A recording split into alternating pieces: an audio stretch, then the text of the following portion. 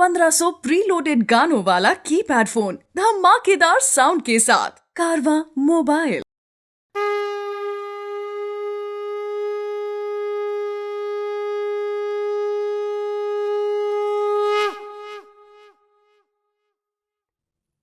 Hare Krishna Krishna Krishna Hare Hare, Hare Ram Ram Ram Hare Hare.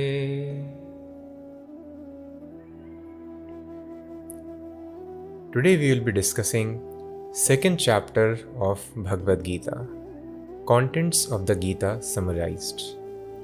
This session is dedicated to His Divine Grace A.C. Bhaktivedanta Swami Prabhupada, our spiritual master and the founder and acharya of the worldwide Hare Krishna movement. Let us see verse number 1.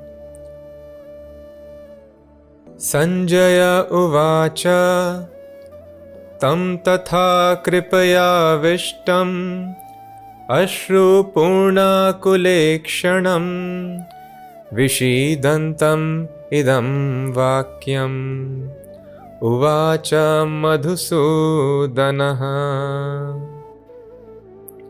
Sanjaya said, seeing Arjuna full of compassion and very sorrowful, his eyes brimming with tears, Madhusudana, Krishna, spoke the following words.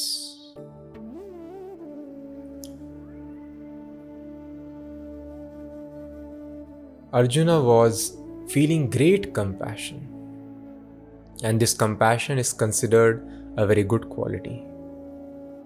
However, this is the first instruction of Bhagavad Gita, that compassion, lamentation, and tears on material platform are because of ignorance of the knowledge of the self.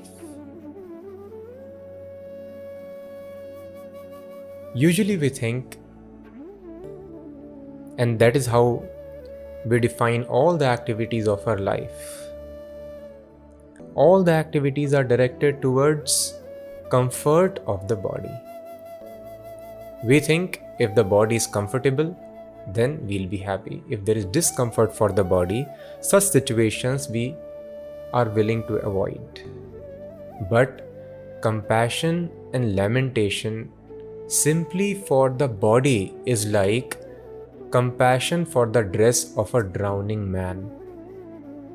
If a man is drowning and we are crying for the dress of such a person, then that is less intelligence. In a similar fashion, we have to understand, more important than saving the dress is saving the person who is drowning with that dress. But all the efforts are simply to save the dress. This body is nothing but dress of the spirit soul. That is why it is told by Lord Rishabdev. Lord Rishabdev was also incarnation of Krishna, and his great son was Bharat Maharaj. And because of Bharat Maharaj, this entire planet got the name Bharatvarsha. Before his rule, it was called Ilavarat Varsha. So Bharat Maharaj, along with his brothers, was given very sublime instructions by his father Rishabdev before he was about to take sannyas. And the most important of all instruction is, Lord Rishabdev tells to Bharat Maharaj, Nayam deho dehe bhajam riloke kashtan kaman arhate vid bhujamye tapo divyam putrika yen sattvam shuddhyed yasmad brahma saukhyam tvanantam. Human life is not meant simply to bring comfort to the body. Rather, people do not know. We should try to take voluntarily discomforts. That is called tapasya. Tapasya means willingly one is taking discomforts in life. For what? For spiritual pleasure, for spiritual advancement. The body becomes purified if one takes discomforts according to the direction of the scriptures.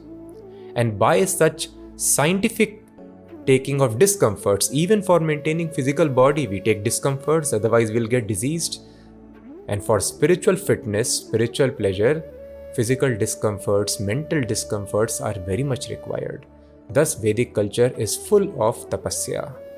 So human life is only meant for tapasya, Rishabhdev tells. Sense enjoyment, which is available even in the lower species like that of stool-eating hogs, vid bhujam ye, human beings should not work to enjoy the same pleasure, but one should do tapasya so that one's existence becomes purified. Once the existence is purified, then a person can experience Brahma Saukhyam, spiritual pleasure. And because we are spirit souls, unless we relish spiritual pleasure in our life, we will always be dissatisfied. So Arjuna here, because of ignorance, was simply crying for the external dress. He was thinking, I am going to kill my relatives, and he was not able to understand that in this activity of war lies the spiritual emancipation of both the parties. How is it so? That Lord Krishna will explain.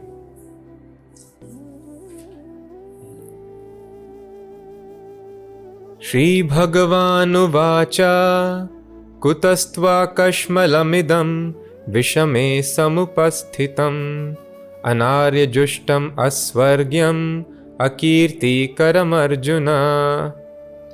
The Supreme Person, Bhagavan, said, My dear Arjuna, how have these impurities come upon you? They are not at all befitting a man who knows the progressive values of life. They do not lead to higher planets but to infamy. Very important word used here for Lord Krishna is Bhagavan, Shri Bhagavanu Vacha. What is Bhagavan? Why God is called Bhagavan? This question may come in many minds. So, the entire Vedic system of education directs a man to have Brahma Jigyasa. Brahma Jigyasa means to understand the spiritual existence. What is the ultimate reality? Why am I existing? Who am I within this body? Who has created this body? A wonderful supercomputer. Who has assembled this wonderful brain? Who has assembled these most wonderful, fantastic cameras called the eyes? Like this, who has manufactured this body in which every cell is more complex than a metropolitan city? Who has assembled and for what purpose? What is the truth of life? This is called Brahma Jigyasa. So just like modern science has analyzed, actually whatever we see around us, the atomic physics says it is actually nothing but combination of protons, neutrons and electrons. Nothing else. Protons, neutrons, electrons, they combine together to produce whatever we see around us. But now, the science has become more advanced and they are understanding, no, even proton, neutron, electrons are not the fundamental particles. They are combination of some other energies. Like this, if we keep on tracing, ultimately what is truth? What is the substance that we are seeing around us? Wood, cement is definitely an illusion. But even atoms and proton, neutron, electrons are also not the ultimate reality. So what is that ultimate reality, the substance which is manifesting in so many forms around us? So the Vedas inform us that is Brahm or the spirit. So unless a person understands this ultimate reality, the problems of life cannot be solved.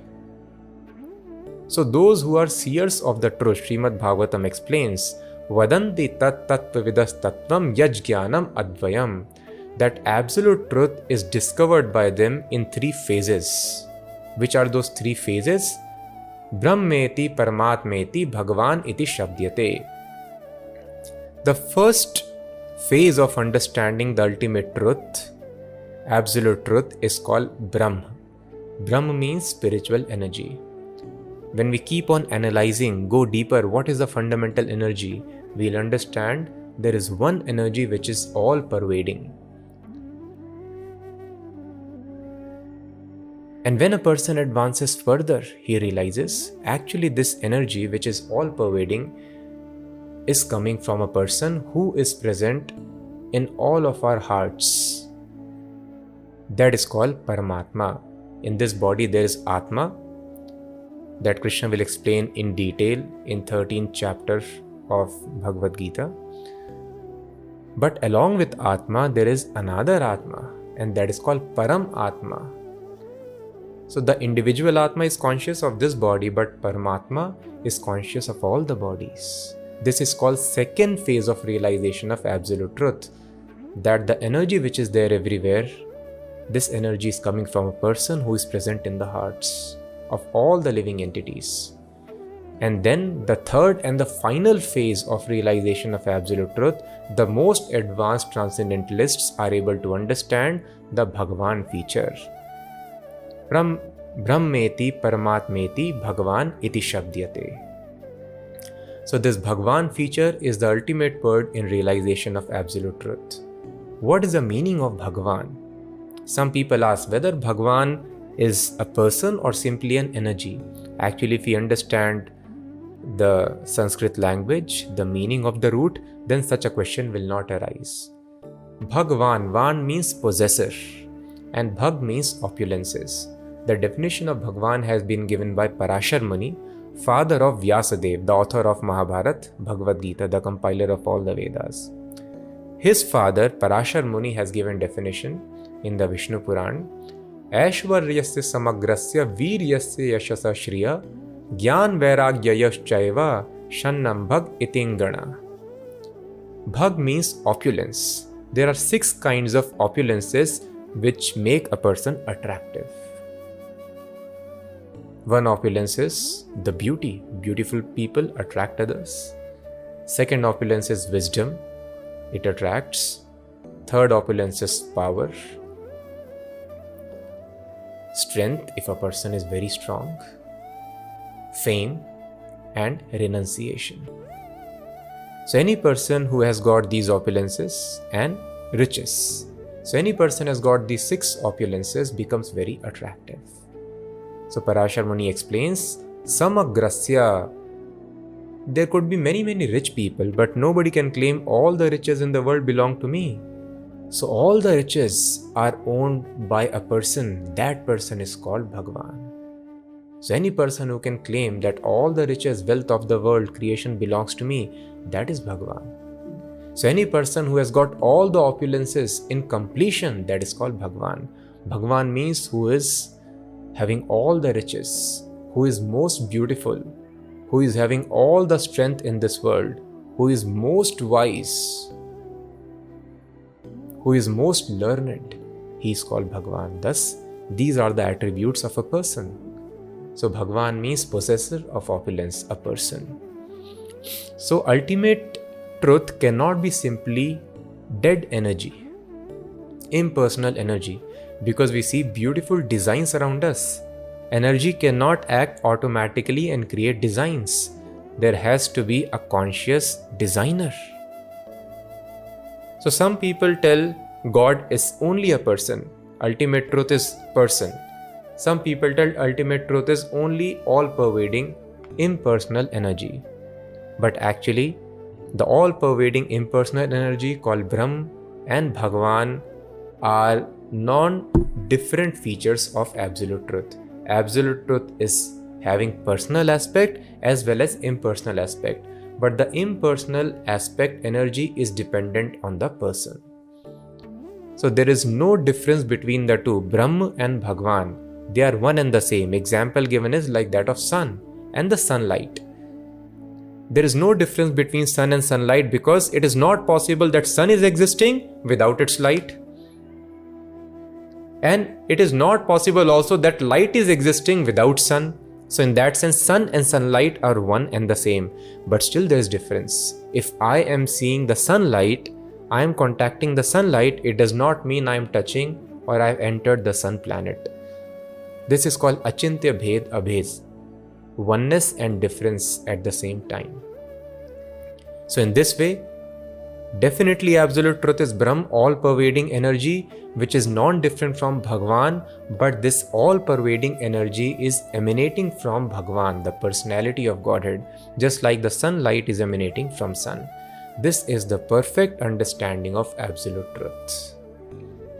So thus, Ved Vyas has not written Shri Krishna Uvacha, because people may think, oh Krishna, one powerful man is giving his opinion. So throughout the Bhagavad Gita, Lord Krishna has been addressed whenever Lord Krishna speaks as Shri Bhagavan Uvacha, Shri Bhagavan Uvacha. Ved Vyas wants to tell, please understand, this knowledge is coming from Bhagavan, the supreme reality from whom all the living entities are coming, all the planets are coming, all the matter is coming. He is the creator, therefore knowledge given by him is perfect. So people are having so many confusions about this world. What is this world all about? What is the purpose? Who we are?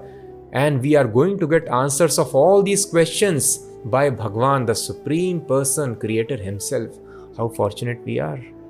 So let us see how Lord, the supreme Lord, is going to give this wonderful wisdom to Arjuna and bring him out of lamentation.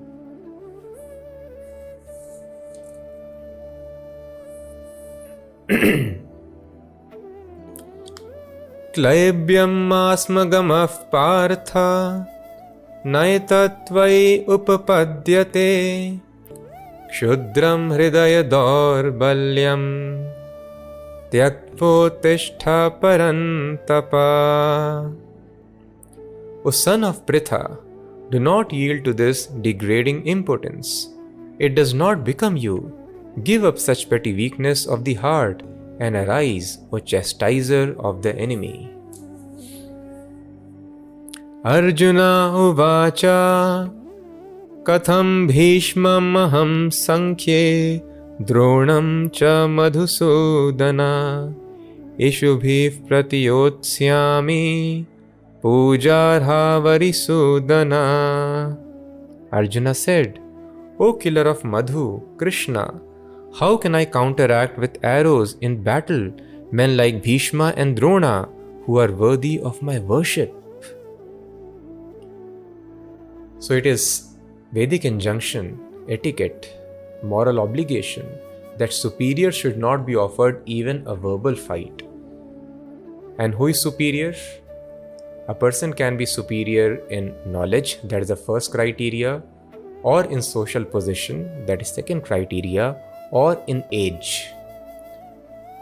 If a person is more in age, social position, or knowledge, such people are called superiors, and they should never be offered even a verbal argument. It is sinful activity. So if a verbal argument also cannot be offered, here Arjuna is being told to kill them. So he's telling, how can I pierce them with arrows? Arjuna is completely bewildered. This is against the religious injunctions. Guru nahatva hi mahanubhavan shreyo bhoktum bhaikshyam apiha loke hatvartha kamanstu guru nihaiva bhunjiya bhogan rudhira pradigdhan. It is better to live in this world by begging than to live at the cost of the lives of great souls who are my teachers. Even though they are avaricious, they are nonetheless superiors. If they are killed, our spoils will be tainted with blood. Na chayatad vidma kataranno gariyo yadva jayema yadivano jayeyuho yaneva hatva na jijivishamas tevasthita pramukhe dhartarashtraha. Nor do we know which is better, conquering them or being conquered by them. The sons of Dhritarashtra, whom if we killed, we should not care to live, are now standing before us on this battlefield. So this shows that Arjuna is having all the good qualities. He is a very virtuous man. Even though he was put along with his family into so many troubles by the Kauravas, and such aggressors are standing. Their wife was attempted to be disrobed in a full assembly. They were given poison, their house was set on fire, and so many other life attempts were made. So an ordinary person would not leave the chance to attack such an enemy and kill him. But Arjuna, his senses are perfectly under control. Very nicely, as per his capacity, he is analyzing, oh, this is sinful, this is bad. Even though I can kill them, they are avaricious. But what will happen to their families? They are elderly people, they are supposed to guide family. Families without guidance will fall down from the path of religion, will not attain the ultimate objective of life. Like this, Arjuna is very nicely with controlled senses and controlled mind. He is analyzing the situation. So thus Arjun is perfect candidate for self-realization. Unless the senses are controlled, unfortunately today there is no training for controlling the senses. We think the more we indulge in sense enjoyment, we'll be happy. No, that is illusion. If the senses are not controlled, there is no question of coming to the platform of knowledge. And without knowledge and devotion, there is no question of liberation. Karpanya doshopahata svabhavaha pritchami tvam dharma sammudha chetaha yachreyasya nishchitam bruhi tanme shishyasteham shadhimam tvam prapannam. Now I am confused about my duty and have lost all composure because of weakness. In this condition, I am asking you to tell me clearly what is best for me. Now I am your disciple and a soul surrendered unto you. Please instruct me. Karpanya dosho pahata svabhavaha. The word used here is kripana. From kripana comes karpanya. What is kripana? Kripana means miser. And who is a miser? It is explained in Garg Samhita. Yova etad aksharam gargi aviditva asmal lokat prayati sa kripanaha. Any person who does not understand the science of self-realization and passes away from this world like cats and dogs, simply catering to the demands of material mind and body, such a person is called miser. Why such a person is called miser who does not do spiritual inquiry? Because miser does not know how to utilize the assets. He could be very rich, but he would be living a very wretched life.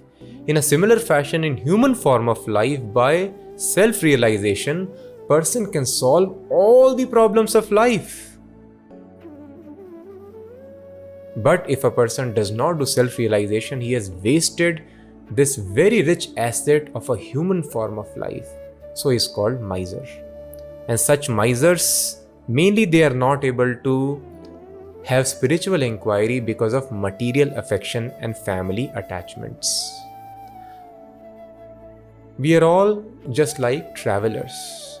Suppose in a long journey, we sit in a restaurant with some strangers and we spend all our money on taking care of such strangers and all our love and affection we show on them. So such an act is not very wise because all of us will carry on to our respective destinations. We are never going to meet again. That is the situation in this material world. We are all travelers. We are traveling through various bodies life after life. And then we assemble in this world and we meet in this eternal voyage in groups called families. So if you simply spend all the time, the family members are natural objects of affection. But if a person is overly affectionate, he is attached to anything in this material world, people or objects, places, anything, then a person will get trapped in the cycle of birth and death. So Arjuna here, because of strong family affection, is not able to wage a war which is his duty, even though his family members are standing on the other side. So Arjuna is conscious that this is karpanya dosha, this is miserly weakness. Because of this family affection, I am not able to do my duty. And unless a person does his duty very nicely, there is no question of self-realization.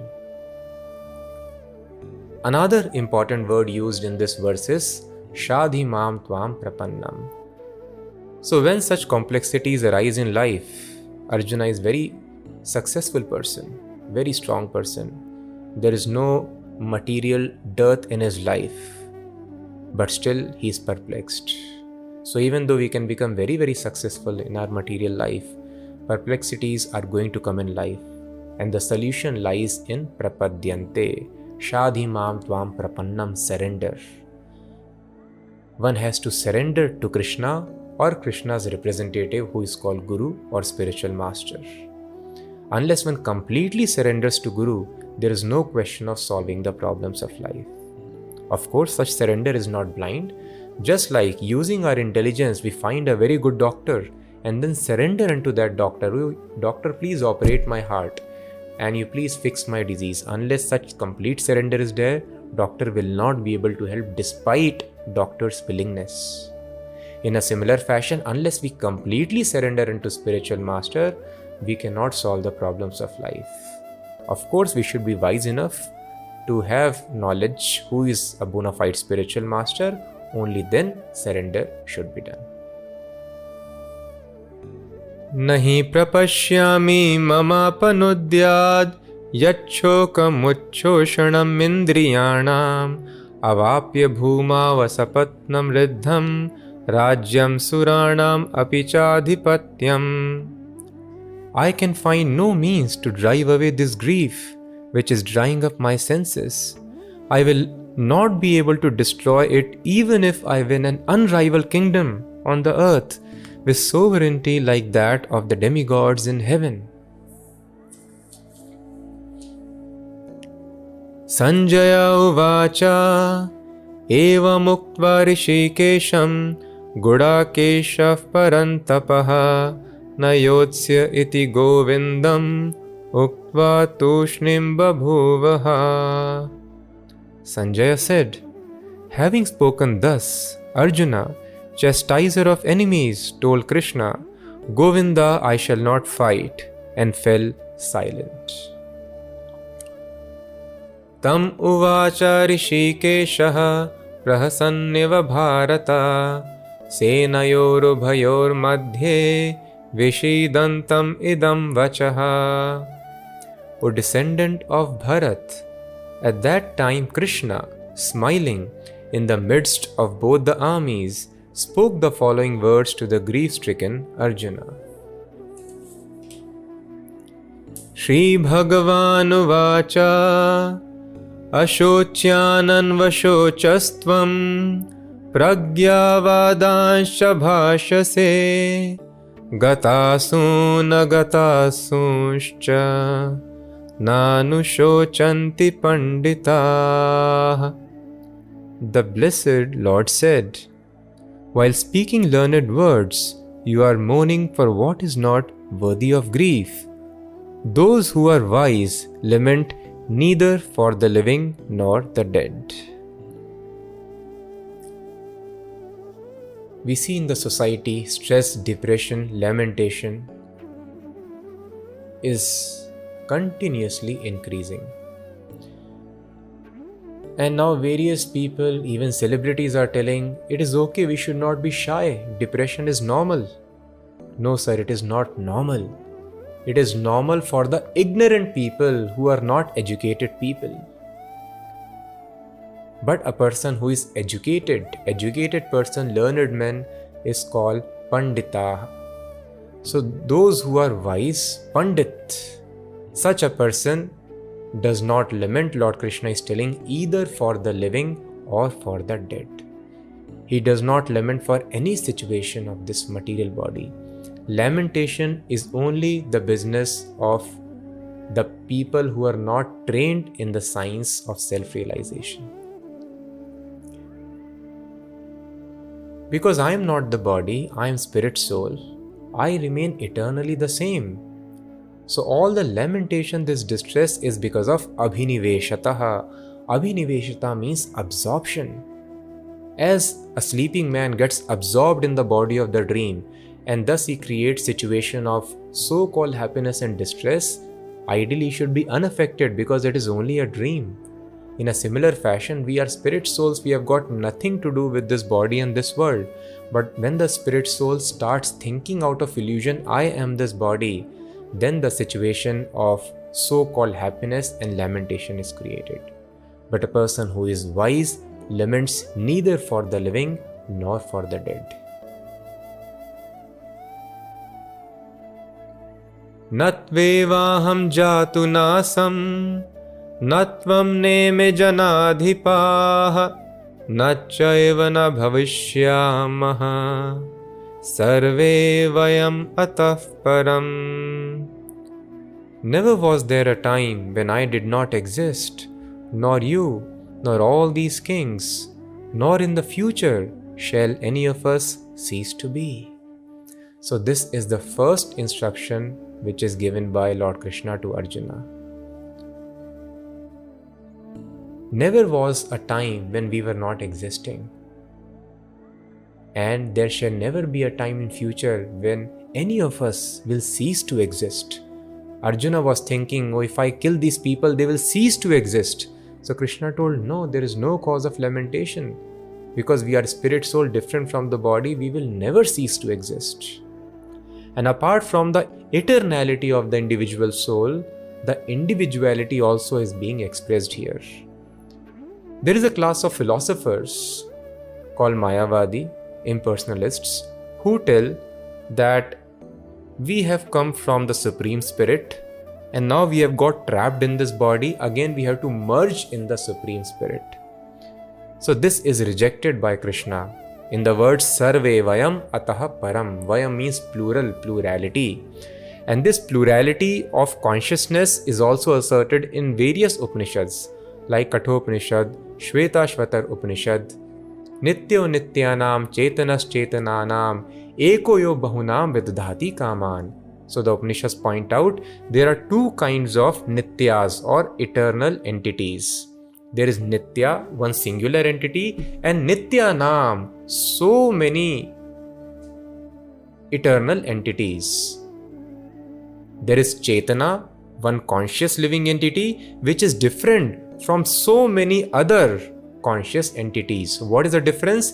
Ekoyo bahunam vidadhati kaman. This one eternal living entity, conscious living entity, takes care of all other infinitesimal consciousnesses. So thus plurality is explained here. There is one soul which is infinite, which is supreme. It takes care, fulfills the desires, bahunam vidadhati kaman, of multitudes of infinitesimal atomic living entities. So there was never a time, Sarve Vayam Atha Param, Lord Krishna explains, when we were not existing, we were always existing. And in future also, there will never be a time when you merge into me or anybody merges into me. We will all continue to exist in future.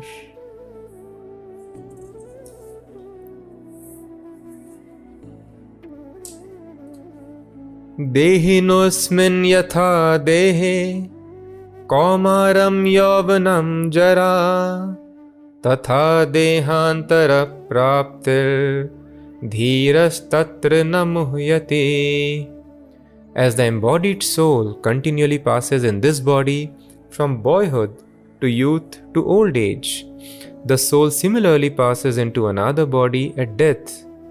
The self-realized soul is not bewildered by such a change. As we did not cry for change of bodies, our body was pea-shaped in the womb of mother. Then it developed into a grown-up embryo. Then it came out as a child. We did not cry, I was pea-sized, now my body has changed. Similarly, the child body got transformed into a young body. We did not cry at that time for the change of body. And then the young man became old man. We did not cry for such a change of body. Similarly, Krishna is telling Tatha Dehantara Praptihi. At the time of death, soul simply is going to change the body. What is the need of crying? Anyway, we are changing body always. And death is final change. We move to another body. Simply a change of external appearance. So what is the cause of lamentation? So Dhiras Tatrana Muhyati, death. The media, the news, it is filled with such news, and the whole world is lamenting for death. But it is told, Dhiraha, a self-realized soul is not at all disturbed by death. Matra sparshastu kaunteya shitoshna sukha dukkhadaah agama payino nityas tanstitikshasva bharata.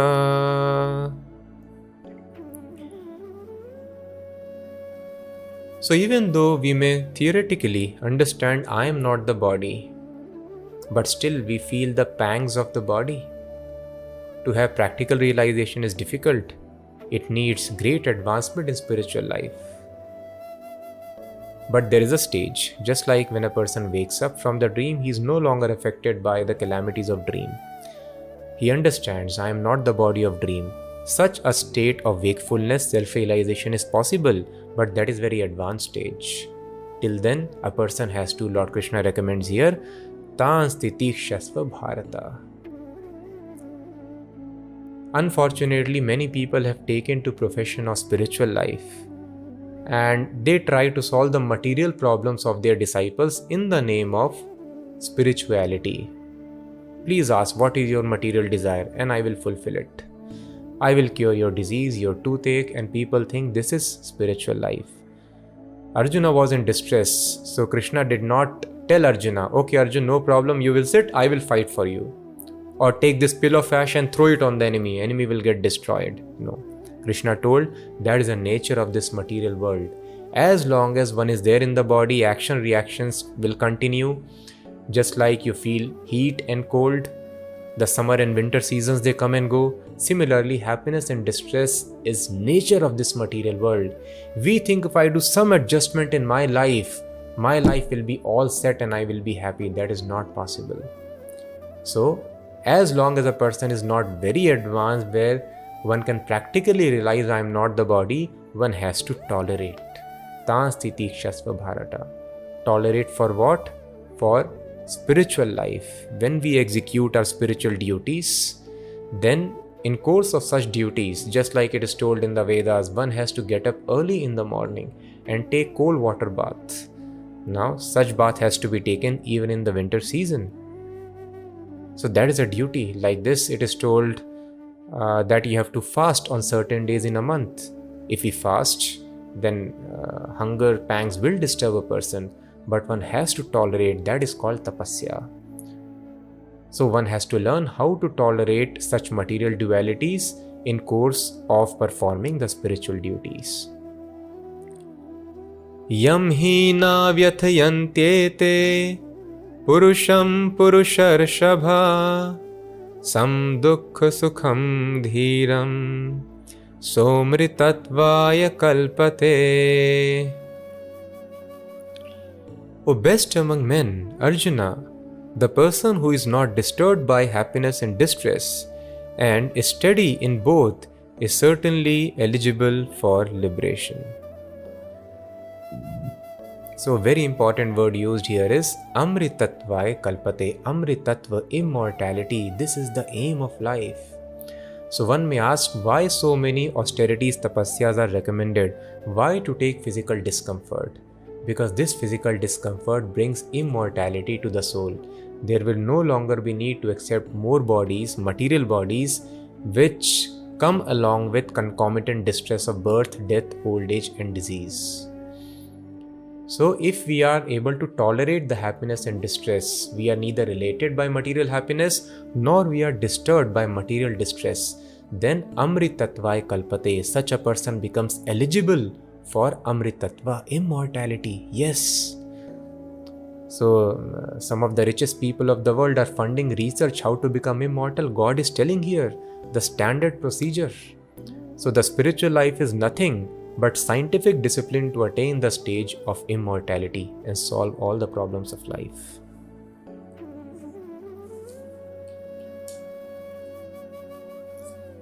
Na sato vidyate bhavo, na bhavo vidyate sataha, ubhayorapi drishto antas, Tvanayostatvadarshibhihi.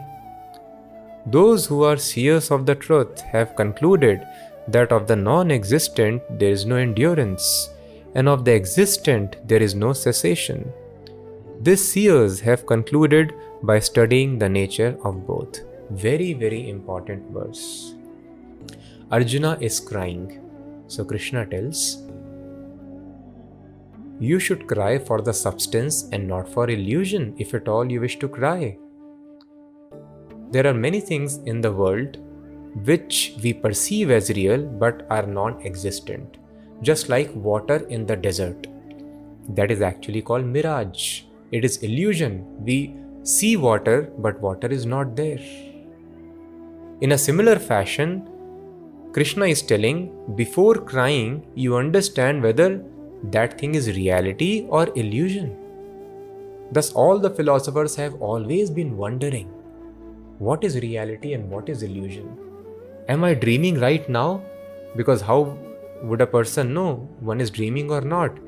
Even what I am touching, this desk I am touching, this is dream or this is reality? What exists and what does not exist? How do we understand that? So here Lord Krishna is quoting the version of the seers of truths. How can we understand what is reality and what is illusion? Krishna has explained just in one verse. Very beautiful verse. Na sato vidyate bhavo, na bhavo vidyate sataha. Lord Krishna explains, those who are seers of the truth have concluded that of the non-existent there is no endurance. So anything which does not endure does not exist. And what exists, there is no cessation of it. So what does not endure? We see so many animals around us, dog, cat, fish. Are they going to endure always? No. It means they do not exist. Similarly, we see people around us. We see our family members. Will they always exist? No, they will not endure. It means they are non-existent. They don't exist. Oh, don't exist? But I touch them, I speak with them. How do we understand the meaning of this statement? They are non-existent. Then what is it that I am seeing around me? I am seeing so many personalities, species. They don't exist means what you are seeing is only dress. Such identities do not exist. Just like a man can take the get-up of a woman and perform very nicely on the stage. Similarly, another person can take the dress of a lion. Somebody can take the dress of a tree. But there is no tree on the stage. There is no lion on the stage. There is no woman on the stage. The male members have taken these different dresses. They are completely different from the appearance. Those characters on the stage. In a similar fashion, what is there within everybody? Either the dog on the street or the fish in the water, in the aquarium, or within all our family members whom we identify as father, mother, children, male, female, uncle, aunt, friend, enemy, is spirit, soul. And these are simply different roles which we have taken. Such personalities do not exist. Just like on the stage, a person has taken certain role. He has taken the role of a farmer, but farmer does not exist. He has taken the role of a warrior. Warrior does not exist. It is only the external get-up. In a similar fashion, dog does not exist. There is no dog over there. That is why it is told, Krishna will explain further in Bhagavad Gita, Pandita samadarshina, shuni chaiva shapache cha, brahmani gavi hastini. A learned man, whether he sees an elephant, dog or a dog eater, he does not discriminate the external dresses. He knows these are only dresses. Within it, similar spirit souls are living. So thus a wise person does not discriminate. This is my family, this is enemy. This is human, this is animal. He sees all of them on equal level. He understands these identities do not exist. These are simply the designations given to the dresses. So thus Arjuna is being informed by Lord Krishna, please do not fall for these roles. Some spirit soul has taken the role of grandfather, of your teacher. Actually, these are only roles. Such personalities do not exist. So what we see around us are only dresses. We are getting attached simply to the dresses. We have never seen the spirit soul which is living inside the dress. So is it sanity to get attracted by the dresses? If a man comes in the dress of a woman and another man gets attracted, oh, I want to marry that woman. Oh, that is not woman itself. That is a man actually in the get-up of a woman. This is the illusion of this materialistic society. We get trapped in the external appearance of dresses and not able to see the spirit soul living within the dress. So thus Krishna tells Arjuna, and of the existent there is no cessation. Spirit soul always continues to exist. It will leave this body, enter another body. The spirit soul is reality, and these external designations, please, such personalities never exist. They are only dresses.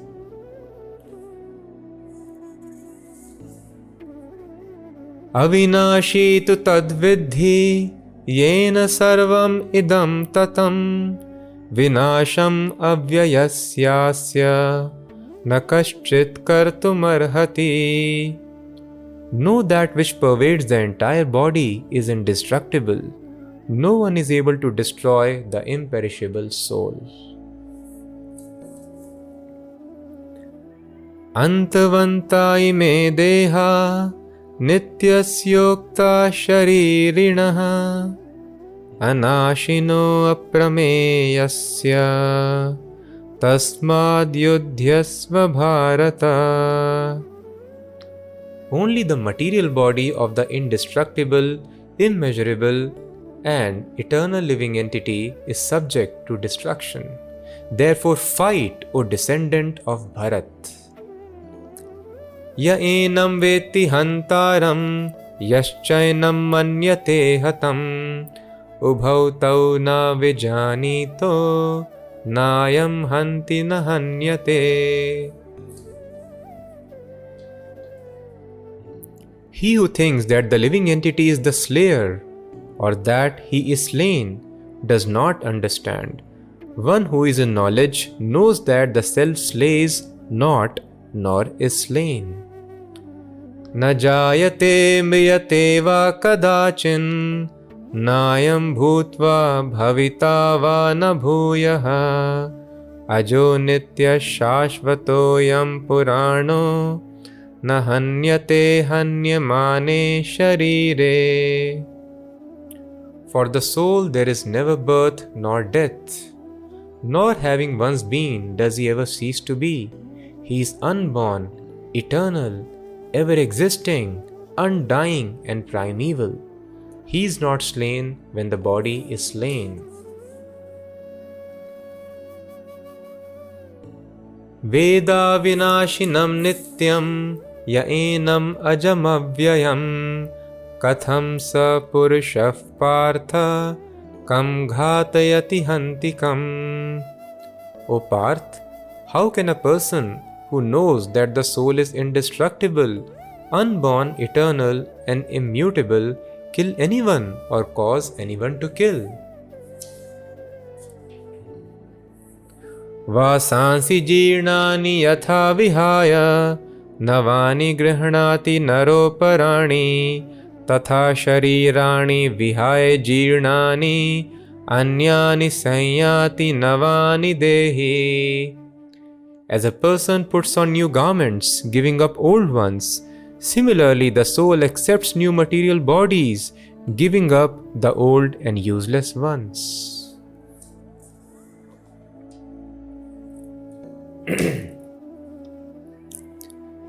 Nayanam chindanti shastrani nayanam dahati pavakaha na chainam kledayantyapo na shoshiyati marutaha. The soul can never be cut into pieces by any weapon, nor can he be burned by fire, nor moistened by water, nor withered by the wind.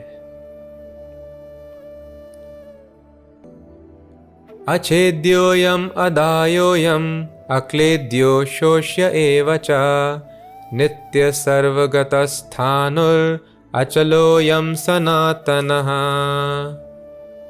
This individual soul is unbreakable and insoluble, and can neither be burned nor dried. He is everlasting, all-pervading, unchangeable, immovable, and eternally the same. So, sometimes people experiment to find out about the soul, this consciousness which animates the body. At times there are experiments where they just want to weigh the body before and after death. In this way they want to understand the mass of the soul. Sometimes they want to use advanced instruments, some radars to capture the motion of the soul. But here Lord Krishna is describing that the soul cannot be cannot be cut into pieces, cannot be moistened by water, cannot be burned by fire. The soul cannot be perceived by any of the material instruments because the soul is beyond material dimension, technically called Turiya. So something which is not belonging to material dimension can never be perceived by scientific experiments. If at all we have to have knowledge of soul, then understanding it from the Creator is the only bona fide way. Here Lord Krishna further explains, it is unbreakable and insoluble, and it is everlasting, all-pervading. We are willing to find out whether there is life on other planets. Here it is being told life is there on all planets, soul is all-pervading. We may not be able to perceive in which form life is existing, but here it is being explained, soul is all-pervading. Everywhere you will find the souls. There is life on every planet. And actually science is now beginning to understand, even in fire we find microorganisms. So thus even on sun planet there is life. On every planet it is full of life, bustling with life. Avyaktoyam achintyoyam avikaryoyam uchyate tasmadevam viditvainam nanushochitum arhasi. It is said that the soul is invisible, inconceivable, immutable and unchangeable. Knowing this, you should not grieve for the body. Another important word used here is achintyoyam, means inconceivable. As a dog's brain cannot understand our science and technology, similarly, the Creator Lord Krishna is telling, our brains are not designed, our minds are not designed to conceive soul. Soul is inconceivable to material minds. So thus, how much ever we try, we will not be able to conceive how something is always existing and it cannot be broken into pieces, and the same small soul, it animates such a huge body of that of whales and elephants and that of even small ants and mosquitoes. How it becomes all pervading, how it enters the body, how it leaves the body, it is very difficult to conceive. So if we want to have knowledge, understanding from the Creator is the only way. Ath chayanam nitya jatam nityam va manyase mritam tathapi tvam mahabaho nainam shochitum arhasi. If, however, you think that the soul is perpetually born and always dies, still you have no reason to lament, O mighty armed. Now Krishna is speaking from the perspective of an atheist. As soul is inconceivable, it might be difficult unless somebody is austere or devoted. It is very difficult to understand the subject matter of soul. But even if a person is not able to understand the eternal existence of soul, Lord Krishna is telling, if you think this consciousness is function of matter, under certain mature material combination the body gives rise to consciousness, then also you have no reason to lament. Because if everything is just chemical, then who cries for loss of some chemicals? Then all your relatives, they are nothing but chemical combinations.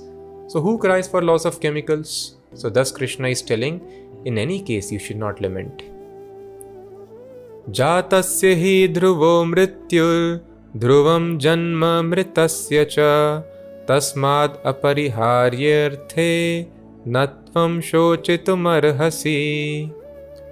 For one who has taken his birth, death is certain, and for one who is dead, birth is certain. Therefore, in the unavoidable discharge of your duty, you should not lament.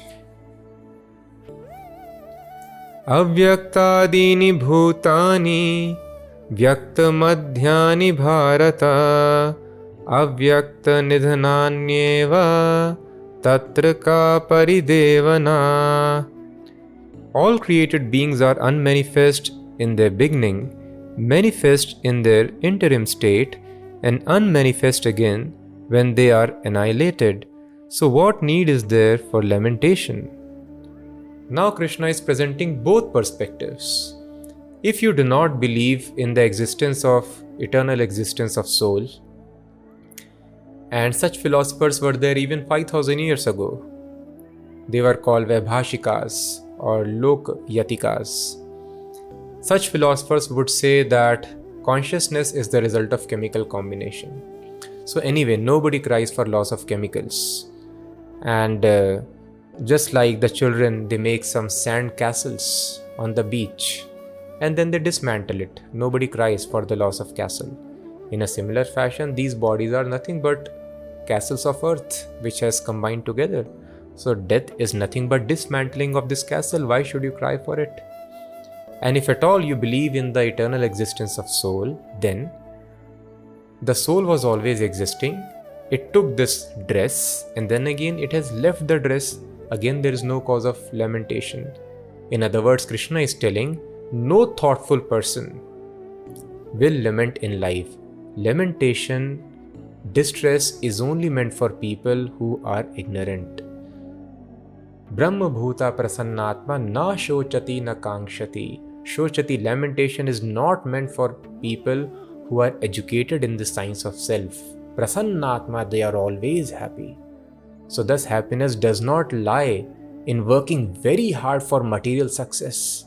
Unfortunately, in the absence of this guidance given by Lord, even the best brains of the society are spoiling their time, thinking material adjustments will make us happy. No, we are spirit soul. When we become callous for the material adjustments and rise to the platform of self-realization, then only there is freedom from lamentation. Otherwise, it is going to continue.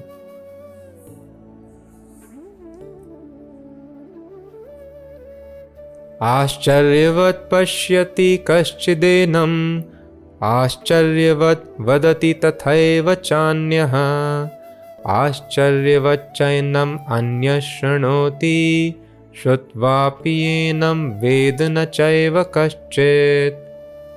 Some look on the soul as amazing, some describe him as amazing, and some hear of him as amazing, while others, even after hearing about him, cannot understand him at all. Just like a small child who is always busy with his toys cannot understand the function of the government, the economic policies, and so many advanced concepts. Similarly, people who are very fond of materialistic enjoyment, actually there is no difference. Small child is crying for and hankering for toy car, and a grown-up man, so-called educated man, is hankering for a big car. What is the difference? Car is big or small? Both are made of matter, material ingredients. Thus, any material desire is but childish. But childish. A child becomes very sad when he sees his favorite character dying in the movie. Similarly, if we also cry seeing death in this world, which are nothing but movie characters, this life is but a movie, soul has taken a role for a certain time, then such situation, such behavior is not expected from wise and learned people. So anybody who has any material desire, I want a big house, I want car, I want so-called success or so-called people, actually this is only ignorance. It is childish. So as a child is not expected to understand advanced subject matters, people who are very much attached on the material platform cannot understand about soul. And some who are able to have some understanding, they are also not able to have perfect understanding of the soul. They mistake soul to be the same as super soul. So the Vedas are mentioning Nityo Nityanam Chetanas Chetananam Atmasya Jantor Nihito Guhayam. There are two souls in the Guhayam, in the heart, Atma and Paramatma. So if at all they are able to understand that I am soul different from body, they start thinking, oh, I am only Paramatma, I am God. And there are some philosophers who tell you are God, you don't realize you are God. This is not recommended here as per Bhagavad Gita. Nityaha Nityanam, plural, infinitesimal living entities will continue. And all their desires will be supplied by Nityaha, one infinite soul. Lord Krishna has told the soul cannot be cut into pieces. Nayanam chindanti shastrani. It cannot be broken. So it is not that from one soul small souls have come up, again it will merge, it will become God, or that you are God. So all these are misunderstandings created because of material desires. Either desire to enjoy matter or desire to leave matter for attaining liberation. Both are different formats of material desires. So when a person desires the satisfaction of God, then he is able to have perfect understanding of spiritual life. So Krishna is telling here, others cannot understand about the soul even after hearing a lot. Dehi nityam avadhyoyam dehe sarvasya bharata tasma sarvani bhutani natvam shochitum arhasi. O descendant of Bharat, he who dwells in this body is eternal and can never be slain. Therefore, you need not grieve for any creature. This is the conclusion of Lord Krishna about the subject matter of soul. Lord Krishna presented both the perspective. If at all you are thoughtful, even though you are atheist, you should not lament. If for you everything is chemical combination, who cries for loss of chemicals? And if you understand, you are wise, you understand eternal soul, again why you are lamenting? But Lord Krishna being God, he needs to give proper knowledge about soul. He explains, please understand, the conclusion is, he who dwells in the body is eternal and can never be slain. Dehi nityam avadhyoyam. Deha means body, dehi means one who lives in the body. One who lives in the body can never be destroyed. This is a great revelation, and a person should get very much fascinated by this knowledge. Oh, I am eternal. Then who was I in my previous life? What am I going to become in the next life? We all understand, oh, nature does, yes, nature does everything. Nature is going to give us next body. But we also understand nature works strictly as per laws. So which are those laws which are governing my next body? Now everybody is so very much cautious of which school I should take admission in, which college I should have, which business I should launch, which technology is going to come. Let me keep myself updated, otherwise I'll be out of business. We are going to be out of body. Where is preparation about next life? This is very important subject matter, a great revelation, and this is just the beginning of the knowledge of Bhagavad Gita. Understand that we are eternal.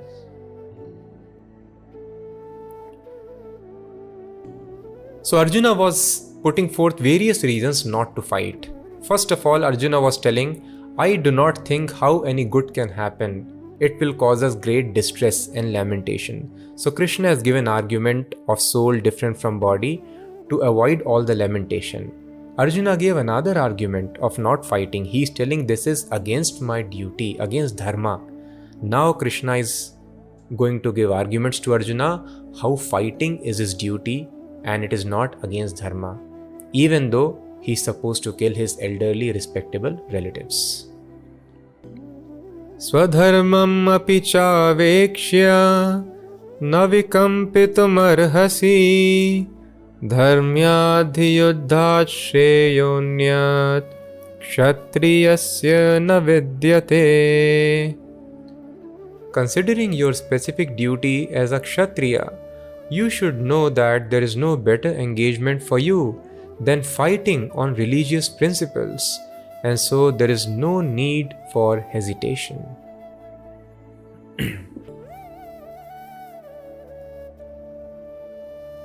Dharma means intrinsic behavior or characteristic which cannot be separated. It has come from dhri dhatu. Dhri means to capture.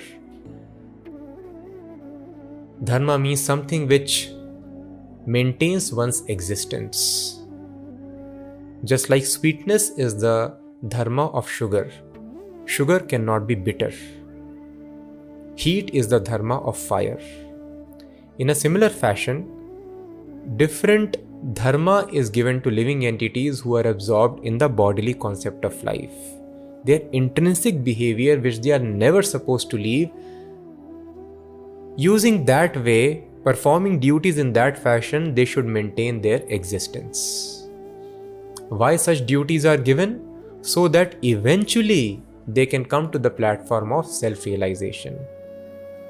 Just like the dharma for a young student is not to carry calculator in the examination hall, and the dharma for an advanced student is to one must carry scientific calculator in the examination. Similarly, for Kshatriya, it is not allowed to be non-violent, and for Brahmana, it is not allowed to be violent. He must always remain non-violent. So something which is dharma for one person becomes adharma for another. So just like the child is gradually trained, in a similar fashion, the consciousness is given chance for gradual elevation to come to its original state. Thus Arjuna was having body of a Kshatriya. So Krishna is telling Arjuna, please stick to your swadharma. What is your swadharma? As a Kshatriya, your specific duty is to fight. So even though there are inconveniences, you should tolerate. Because if you do not stick to your dharma, you will not be able to attain self-realization. And only by self-realization you can attain immortality.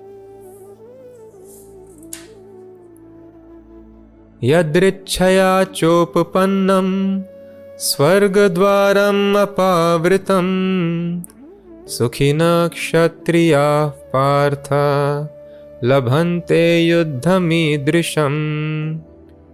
O Parth, happy are the Kshatriyas to whom such fighting opportunities come unsought, opening for them the doors of the heavenly planets. Ata chetvam imam dharmam Ata chetvam imam dharmyam sangramam na karishyasi tata swadharmam kirtim cha hitva papam avapsyasi.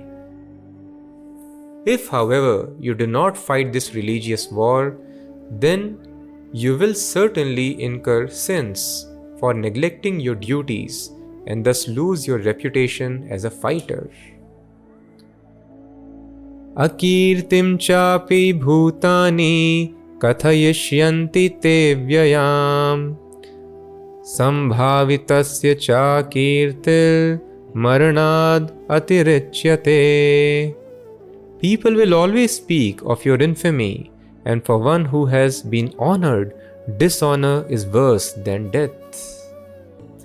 Bhayadranad uparatam mansyante tvam maharatha yesham chatvam bahumato bhutva yasyasi laghavam. The great generals who have highly esteemed your name and fame will think that you have left the battlefield out of fear only, and thus they will consider you a coward. Avachya vadanscha bahun vadishyanti tavahitaha nindantas tava samarthyam tato dukhtaram nukim. Your enemies will describe you in many unkind words and scorn your ability. What could be more painful for you? Hato va prapsyasi swargam jitva va bhokshyase mahim tasmaduttishta kaunteya yuddhaya krita nishchayah. O son of Kunti, either you will be killed on the battlefield and attain the heavenly planets, or you will conquer and enjoy the earthly kingdom. Therefore, get up and fight with determination. So if a Kshatriya dies fighting on the battlefield facing his enemy, then he is immediately promoted to planets where the standard of living is very, very high. So Arjuna is being told, if you die, then you will go to heaven. If you live, you are victorious, then you will enjoy the earthly kingdom. Thus, by all means, you should fight. Sukha dukkhe same kritva labha labhau jaya jayau tato yuddhaya yujyasva naivam papam avapsyasi. Do thou fight for the sake of fighting, without considering happiness or distress, loss or gain, victory or defeat, and by so doing you shall never incur sin. So Arjuna was fearful of committing sins, breaking the laws of nature. So we should be very, very careful of not committing sins. All the sufferings that we have is only because of breaking the laws of nature that we have. If we think, oh, now this some virus is there in the world, it is creating problem, let me now fix it with some technology. With technology you might be able to fix the virus, but if we have broken the laws of nature, more viruses are going to attack us. So if we break the laws of nature, we suffer. Bad people around us, bad situations around us, bad governance, these are only instruments. These people do not know. So we should be very, very careful not to commit sins. And here Lord Krishna is telling Arjuna, if you fight simply for the sake of fighting as a matter of duty, without getting attached to the results, without caring for victory or gain, profit or loss, then such an action never incurs sin. So do not worry, in this attitude you please fight. Esha te abhihita sankhye buddhir yoge tvimam shrinu buddhya yukto yaya partha karma bandham prahasyasi. Thus far I have declared to you the analytical knowledge of Sankhya philosophy. Now listen to the knowledge of yoga, whereby one works without fruitive result. O son of Pritha, when you act by such intelligence, you can free yourself from the bondage of works.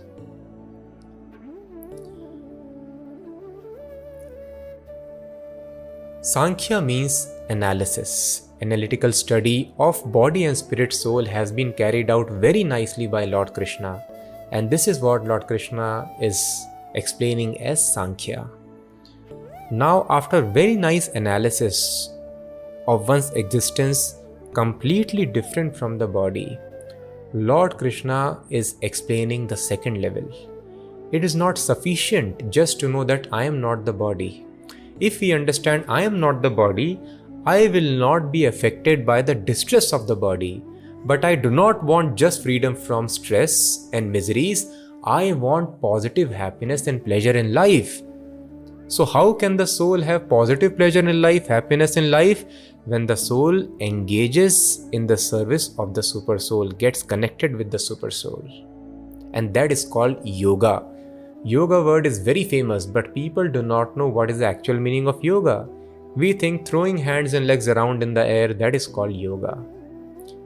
The word yoga actually has come from yuj dhatu. Yuj means to link or to connect. So the process of linking the individual soul with the super soul, God, is called yoga. What is this linking? It is not any mechanical linking. Just like man and woman get linked in a relationship. So we have a relationship with God, we have forgotten that relationship.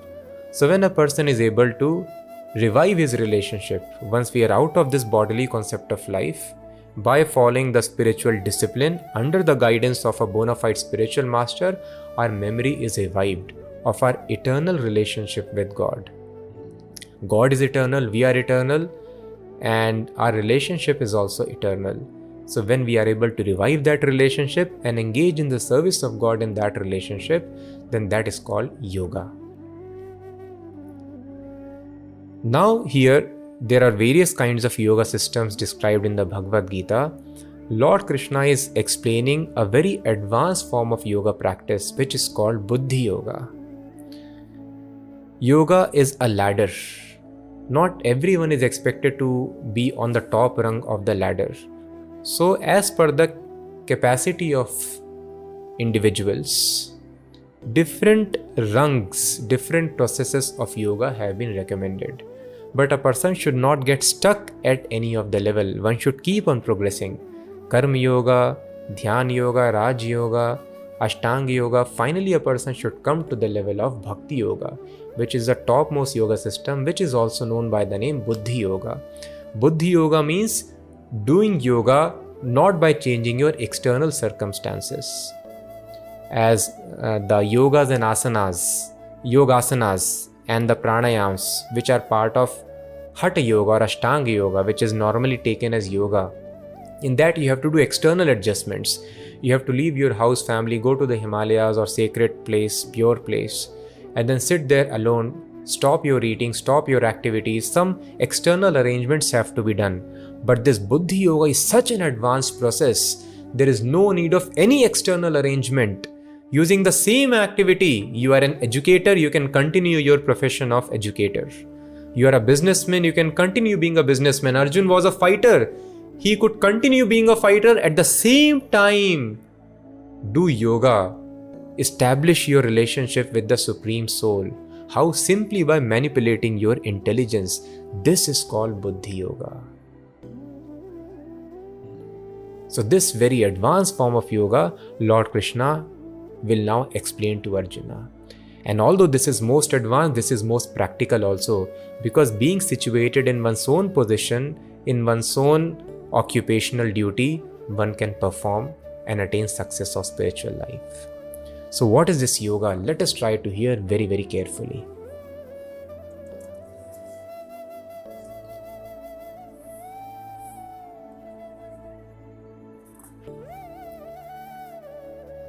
नेहाभिक्रम नाशोऽस्ति प्रत्यवायो न विद्यते स्वल्पमप्यस्य धर्मस्य त्रायते महतो भयात्. In this endeavor, there is no loss or diminution, and little advancement on this path can protect one from the most dangerous type of fear. So Lord Krishna explains, if you follow this process of yoga, suppose you are able to finish only 5% in this life, there is no loss. Next life, you will begin from that point, 5%. In material world, it is not possible that you finish first 2 years of your college in this life and next life you continue from third year. It is not possible. But in this process of Buddhi Yoga, Neha Bikrama Nashosti, there is no loss or diminution. From the same point you can continue in next life and keep on continuing till you reach perfection. And it is told, Swalpam Apyasya Dharmasya, even though you have just a small beginning in this path, it saves you from the greatest danger. What is the greatest danger? People think, oh, if I lose my job, that is great danger. If I lose my family member, that is great danger. Yes, these are dangerous situations. But anyway, we are going to lose all these things. And after losing all our relatives, all the money, name, fame, position that we have, if we degrade to lower species of life, that is the greatest danger, most serious fear. So now there is a lot of talk about data colonization. We should not give our data to others. We will lose our independence. People care a lot about their independence. The Independence Day is national holiday. It is celebrated. People take pride in independence. Nobody wants to become dependent. Everyone wants equal rights. But what if after human form of life, we degrade to animal species? We become dog, finish, all independence is gone.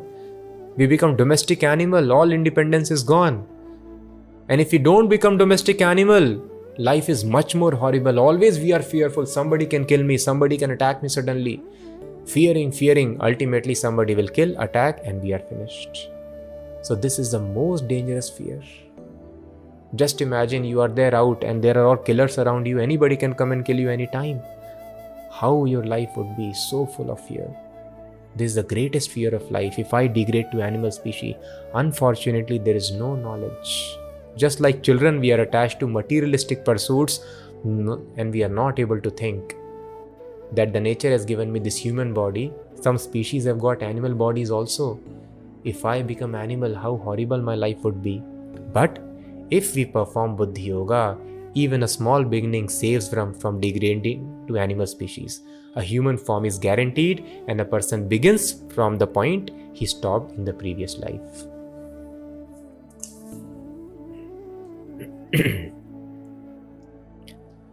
Vyavasayatmika buddhir ekeha kuru nandana bahushakha hyanantascha buddhayo vyavasayina.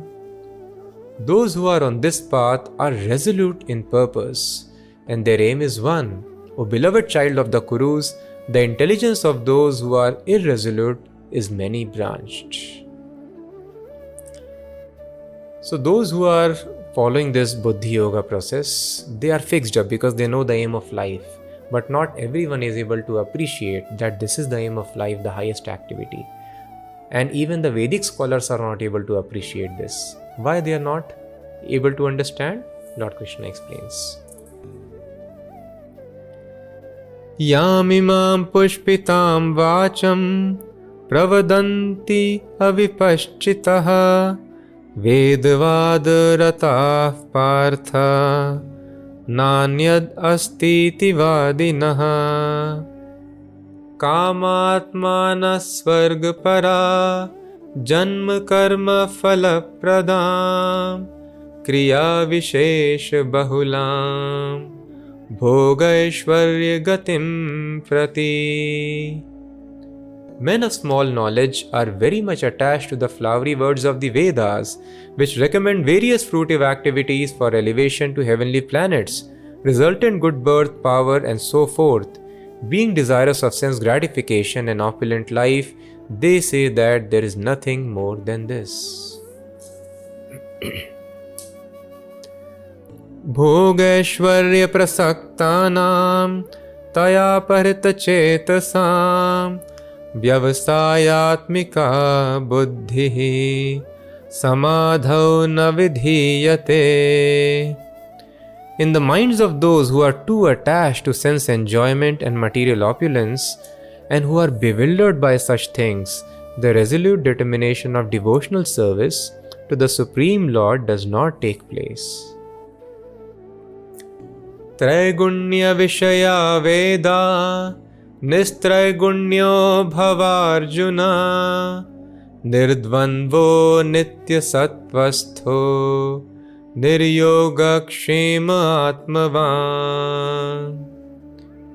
The Vedas mainly deal with the subject of the three modes of material nature. Rise above these modes. The Vedas mainly deal with the subject of the three modes of material nature. Rise above these modes, O Arjuna. Be transcendental to all of them. Be free from all dualities and from all anxieties for gain and safety, and be established in the self. Vedavadaratah partha na anyad asti iti vadinah. People get trapped in the fruitive activity segment of the Vedas called Karma Kanda, because generally people in this world are having material desires. So Vedas, in order to gradually bring them to the point of surrender to Supreme Lord, in order to increase their faith in the Vedic authority, promise them material benefits. You do this sacrifice, this charity, this tapasya, austerity, and you will get such wisdom, such heroic power, such fame, and very nice life partner, good children. And because people are having material desires, they get stuck in following these things of the Vedas. Thus many people ask why Krishna's name is not much mentioned in Rig, Yaju, Sam and Thar the Vedas, but that of various Devatas are more mentioned. Yes, that is fact. Krishna's name is mentioned, but not much, because Vedas mainly talk of Karma Kanda portion, fruitive activity. For that, there is no need of disturbing Supreme Lord. And you can approach other Devatas and get your desires fulfilled. Actually, even for that, material desires also we should approach Supreme Lord, because He is Supreme Power. But people are not interested in the Supreme Lord. And thus Vedas tell, it's alright. You have no interest in Supreme Lord, you have only material desires, approach these various other Devatas. But when a person is, even because when he follows this Karma Kanda portion, material desires will be fulfilled. But even after following and fulfillment of all the material aspirations, the contentment of the heart does not come. So then a person is expected to come to next level of knowledge, that is called the Jnana Kand, which is mentioned in the Upanishads. That is called Vedanta. It is at that point that Lord Krishna is telling Arjuna to come to at least. So mostly people tell Vedavada Rata Partha. They tell, oh, there is nothing more than religious rituals. And you do this ceremony, do this fasting, and you visit temple once in a while, and that's all what is religion. I am very religious man. So Krishna is telling, please do not get stuck in these religious formalities and rise to Vedanta, the end of the Vedic knowledge, the knowledge of the Upanishads, spiritual inquiry. And Krishna is telling very importantly, Nirdvandvo Nitya Satvastho Niryogakshema Atmavan. The whole world is bothered about gain and safety. I want to gain more money, I want to gain more fame, recognition, respect, property in the society. Or people are worried about safety. Once you have gained it, I may not lose it. But Krishna is telling, be free from all anxieties about gain and safety. Oh, then if I simply care, yes, I will care about spiritual life, but then at least we have to bother about material affairs. If I don't think about my gain and safety, then I will be in distress. This is the general understanding, but Krishna is telling no. Why no? Let us see the next important verse. Yavanartho udpane sarvatas samplutodake tavan sarveshu vedeshu brahmanasya vijanataha. All purposes that are served by the small pond can at once be served by the great reservoirs of water. Similarly, all the purposes of the Vedas can be served to one who knows the purpose behind them. So in India, it was mainly full of villages. Even now, mainly the population lives in villages. But earlier, the cities were very, very less. Hastinapur, Dwarka, very less cities. Mainly it was village. Because people were knowing we are just travelers. Instead of building a huge palatial apartment, let me save my efforts for spiritual salvation. So they would live a simple life in village. And how would they arrange water? There were no boring and modern supplies as we have now. So there were wells. And there were different wells for different purposes. There would be one well in which you can take bath. From another well, you can take water for drinking purpose. Then there is third well for washing clothes, fourth well for washing dishes. In this way, there would be at least half a dozen wells in villages. But if you have river in the village, then there is no need of well. Then all the activities can be carried out on the river bank. You can wash clothes there, you can take bath, you can fetch water for drinking, because in flowing water there is no contamination. But in static water of well, there can be contamination. So here it is being explained, if you have a river in your village, a big water reservoir, then there is no need of having small wells. There is no need of making such a great effort. So similarly, a person who is a Brahmana means Brahma Janati iti Brahmana, who is a self-realized soul, who knows the purpose behind all the Vedas, then he need not follow other religious formalities for gain and safety. So what is the purpose of the Vedas? that Lord Krishna will explain in the Bhagavad Gita itself, 15th chapter. Vedaischa sarvair aham eva vedyo vedanta krit vedavid eva chaham. From all the Vedas, I am to be known. So ultimately, the end of knowledge is to understand the science of God. So a person who understands Krishna, who understands God, then there is no need of following any religious formalities or worrying about gain and safety. So this process of Buddhi Yoga is so nice, Lord Krishna is explaining, that automatically yoga and kshema will happen. Whatever gains are required for your comfortable living, those gains will be arranged. And whatever requires to be protected for a comfortable life, that protection will also follow. This is Buddhi Yoga. So people think, if I follow spiritual life, I will suffer in the material life. I will have material discomfort. No. Spiritual life is all inclusive. If we follow Buddhi Yoga, then not just we have spiritual advancement, but also all the material comforts follow automatically by the grace of the Supreme Lord. How is it so? Lord Krishna will explain.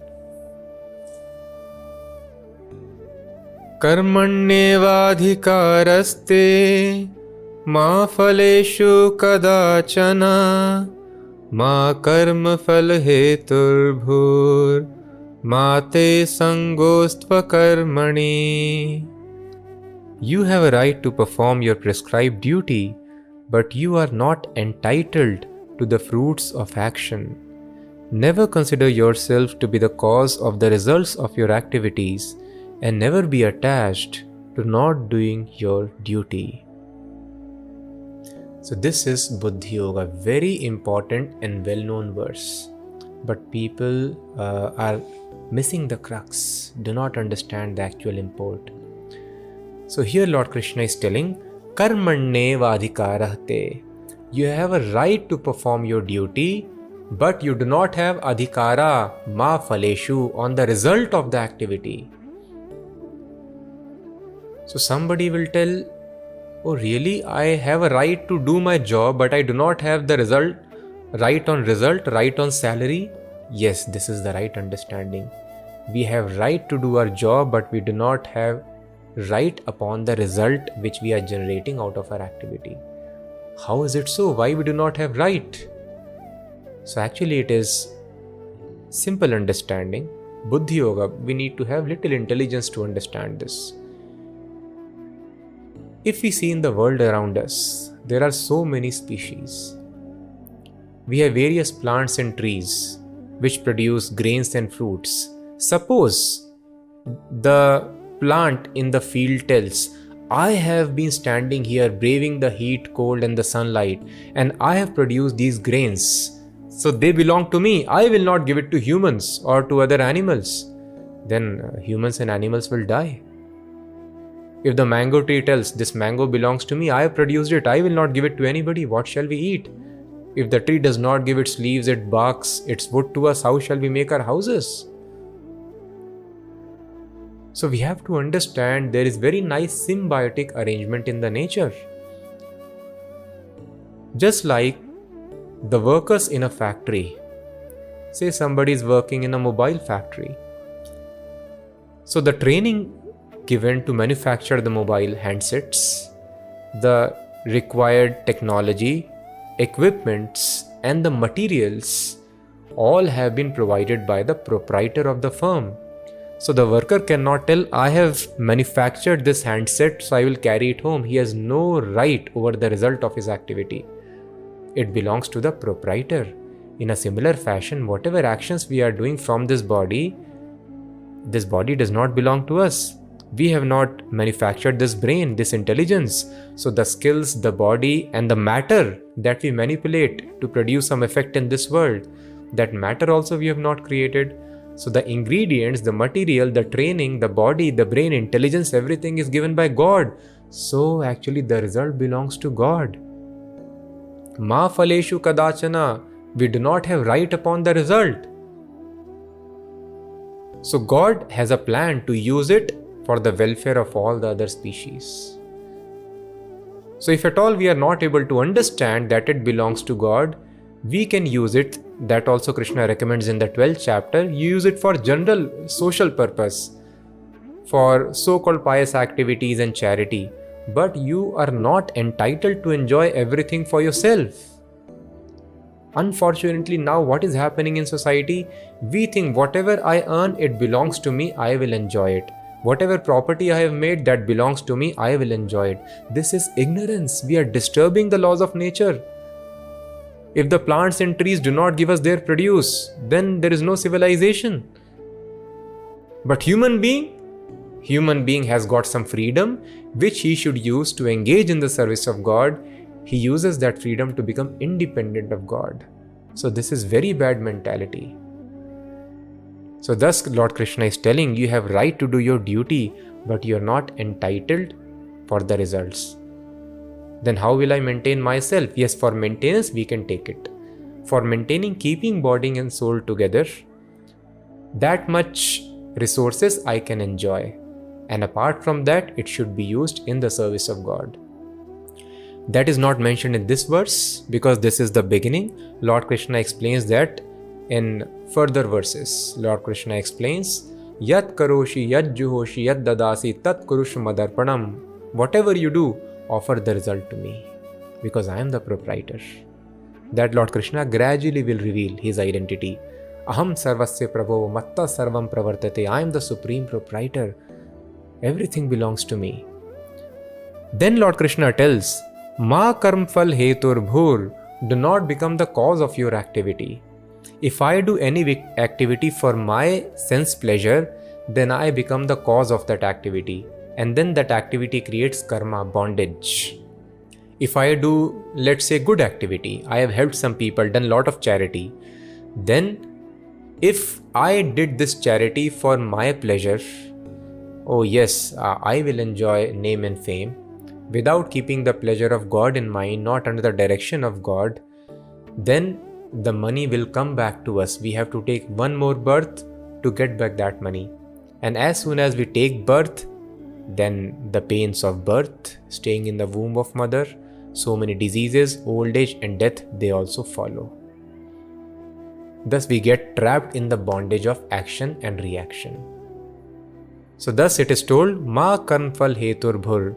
Do not do any activity for your pleasure. You feel good in helping others. You feel good in tasting some nice foodstuff. So I'll work hard so that I can eat nicely. You feel good in showing off your property to others. So you are working. No. If for your feeling good you are doing any activity, then you become the cause of the activity and you have to face the result of the action. Just like a soldier. Soldier may kill many people. But if he has done this killing under the direction of king, then he will not be given any punishment. But without the direction of king or government, the soldier kills enemy without order, even that is considered a sin. How you can kill even enemy without my order? Then he will be punished. So for his own enjoyment, on his own, he cannot kill even enemy. But on the direction of the government, the soldier can do unlimited killings and there would be no sin incurred for that. Similar case happens with us also. On our own, if we do any activity, good or bad, we get trapped in the cycle of karma. But if we do that activity only for the satisfaction of God, then we are free from the bondage of action and reaction. Now one may tell, oh, if nothing belongs to me, the result of my activity do not belong to me, then why to act? So here it is being told, Mate sangvastva karmani. No, you cannot, do not be attached to not doing your duty, because not doing duty is sinful. Yogastha kuru karmani sangam tyaktva dhananjaya siddhya siddhyo samo bhutva samatvam yoga uchyate. Be steadfast in yoga, O Arjuna. Perform your duty and abandon all attachment to success or failure. Such evenness of mind is called yoga. Siddhi asiddhi. Be do any activity because we want to see ourselves successful. We rejoice success, and we become very much disturbed if we fail in our attempts. So this is not yoga. These kinds of activities create bondage. A yogi can also do the same activity of studying, doing business, doing job, or any other service, but how a yogi acts? Without attachment to success or failure. Siddhi asiddhi samaha bhutva. A person should not care, just like a soldier should not think, oh, why I am being ordered to fight? Will I win the war or I will lose the battle? No. If the soldier is ordered, you go and fight, the soldier should march ahead and fight without caring for profit and loss. This is called a yogi. A yogi understands what is the desire of God, and he simply acts for the pleasure of God without caring for success or failure in that activity. This is called yoga. Such equanimity is yoga. Durena hi avaram karma buddhi yoga dhananjaya buddhau sharanam anvichha kripana falhetavaha. O Dhananjaya, rid yourself of all fruitive activities by devotional service and surrender fully to that consciousness. Those who want to enjoy the fruits of their work are misers. So Krishna is telling avaram. Avaram means abominable karma. So this fruitive activity, doing any activity so that you can enjoy the result, it is avaram. God is telling it is abominable because it is stealing.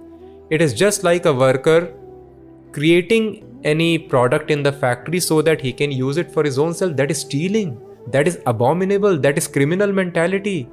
So God has given everything. Everything should be offered simply to God. God is a person. This is the revelation of Bhagavad Gita. That is why God is called Bhagavan, a person. And why this person is so demanding? Give it to me, give it to me. No, actually he is not demanding. This demand is not of an autocratic ruler. This demand is that of an eternal lover. A lover expects, please do it for me. Give something to me to eat. That gives pleasure in the relationship. Thus, we will find further in Bhagavad Gita, Krishna is telling, Patram pushpam phalam toyam yome bhaktaya prayachati. If you are an ordinary person, you are not very rich person, at least you can grow a plant in your house that everybody can do and offer the leaf of that plant to me. Is it very difficult task? You cannot even do that. At least you have water in your house. Toyam, please offer that water to me. But bhaktya, please do it with love. Why Krishna is telling this? Because Krishna knows unless we engage ourselves in this loving relationship with God, we will never be satisfied. And anyway, we are doing this activity. Nobody works in this world very hard so that he can enjoy all the money and prosperity that he has. He uses those things for others. He uses them for the people, for his family members. But unless one uses it in the service of God, there is no satisfaction of the heart. A person works very hard for the family is never satisfied. They ask, what you have done for us? And the person, poor fellow, entire life has worked only for the family, for his till his best capacity. But they complain what you have done. So neither the object of service is satisfied, neither the person who is rendering service is satisfied. So when the family is not there, especially in the Western countries, people have dogs, pets, and they want to engage their money in their service. Sometimes they give all the property to dogs. Because a person wants loving reciprocation in their life. So Krishna knows we living entities can never be satisfied unless we revive our loving relationship with God. So Krishna is not in need of anything, he has everything.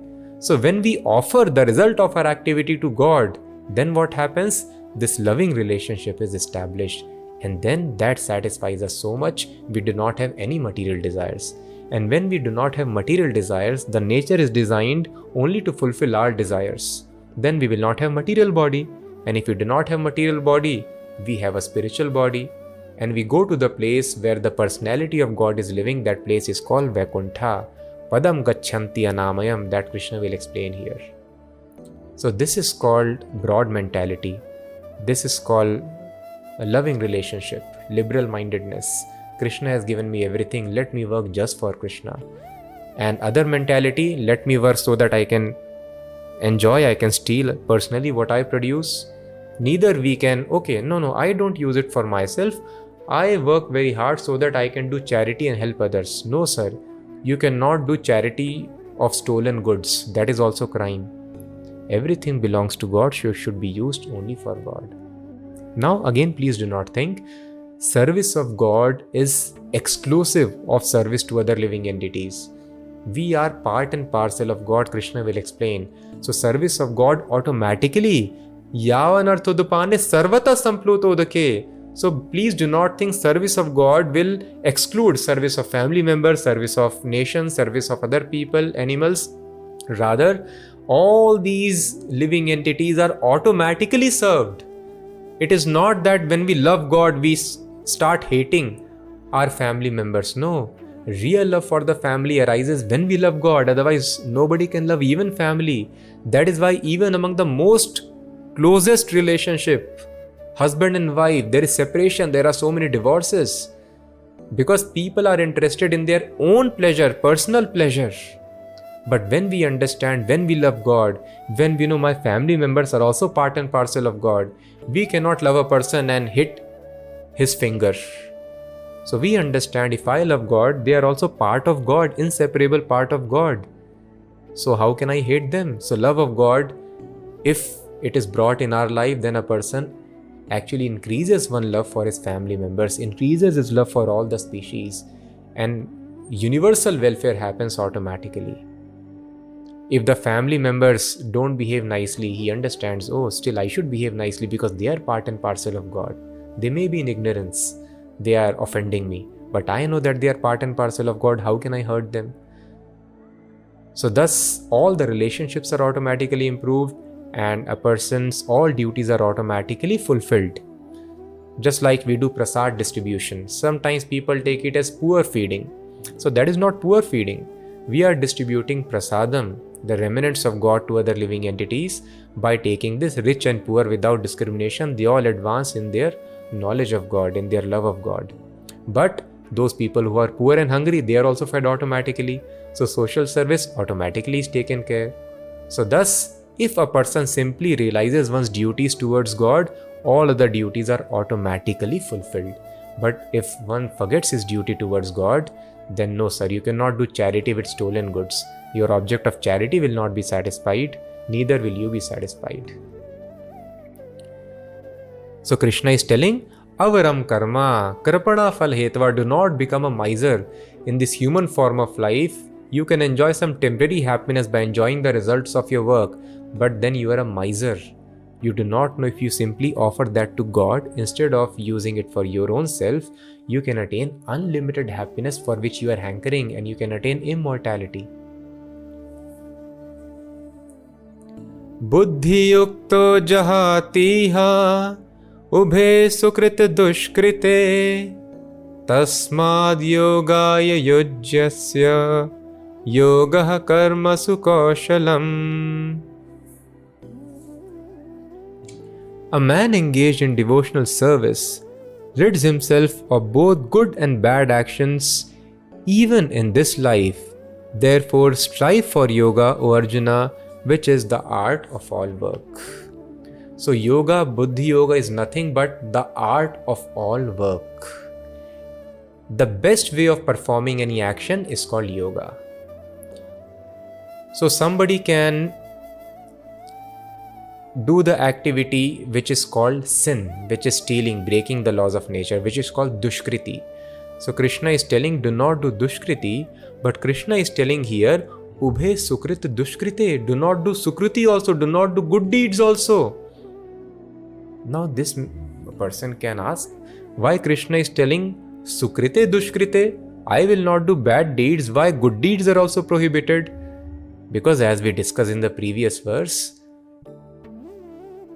so-called good activity is also bad. And we can understand from a different perspective also, any good activity, will it stop our death? Will it stop our diseases? Will it stop our old age? No. It means even that activity is sinful. Otherwise, nature will not kill us. So any activity which does not stop our death is actually sinful activity, right? If any person is being given capital punishment to be hanged till death, it means he has done wrong activity. So we have to understand any activity which does not stop our death, old age and disease, that is bad activity. So why good activity is also called bad activity? Because what is good activity? All the resources belong to God. Now those you want to use directly in the service of others without engaging them in the service of God. Thus it is bad activity. But still it is recommended because at least you start thinking about others.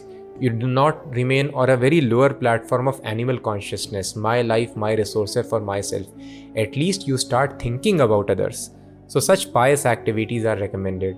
But even if you do pious, good, charitable, noble activities, what you will have is a good birth with good material facilities, enjoyment in next life. But whatever enjoyment, material facilities we have, we may become very educated, beautiful, successful. And then we may have a big house for ourselves, but then instead of suffering from COVID in a small house, you will suffer from COVID in a big house. Suffering will not go. You may be less educated. You may attract a life partner who is also less educated or less beautiful. If you are having a beautiful, attractive body, learned body, you may attract a life partner which is beautiful and learned, but fight with the life partner will happen. The pain will always be there. So you fight with a less educated life partner or more educated life partner. Similarly, death will also accompany and old age will also accompany. So thus, if a person is wise, he understands so-called good activities also do not solve the problems of life. I simply suffer from the same problems in a different setup. So one should not do good and bad activities both, because both entangle us in the laws of karma. As soon as we do any activity, we produce reaction of that activity, which we have to suffer or enjoy in a material body. And as soon as we take a material body, it means birth, death, old age and disease. These miseries, they follow. So Krishna is telling, rise above good activity and bad activity. Simply do the activities in yoga, in Buddhi yoga, in Krishna consciousness.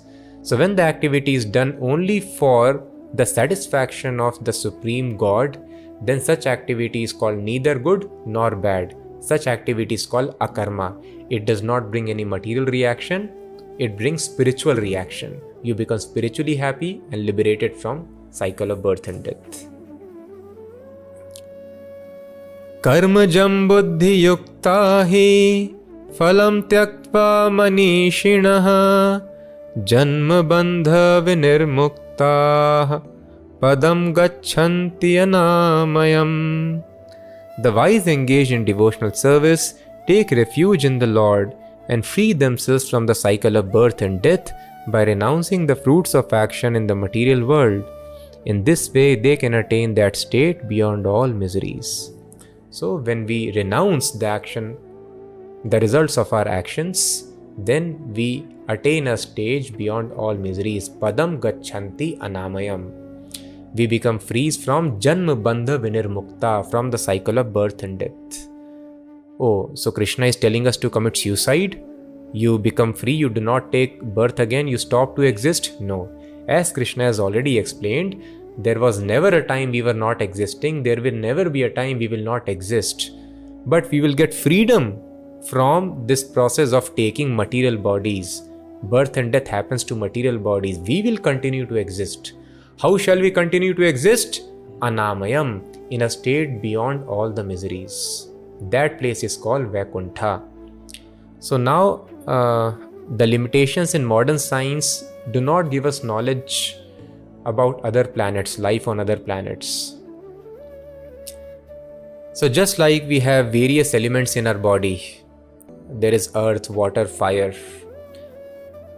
But apart from this body, there are places where only water is there, water is predominant.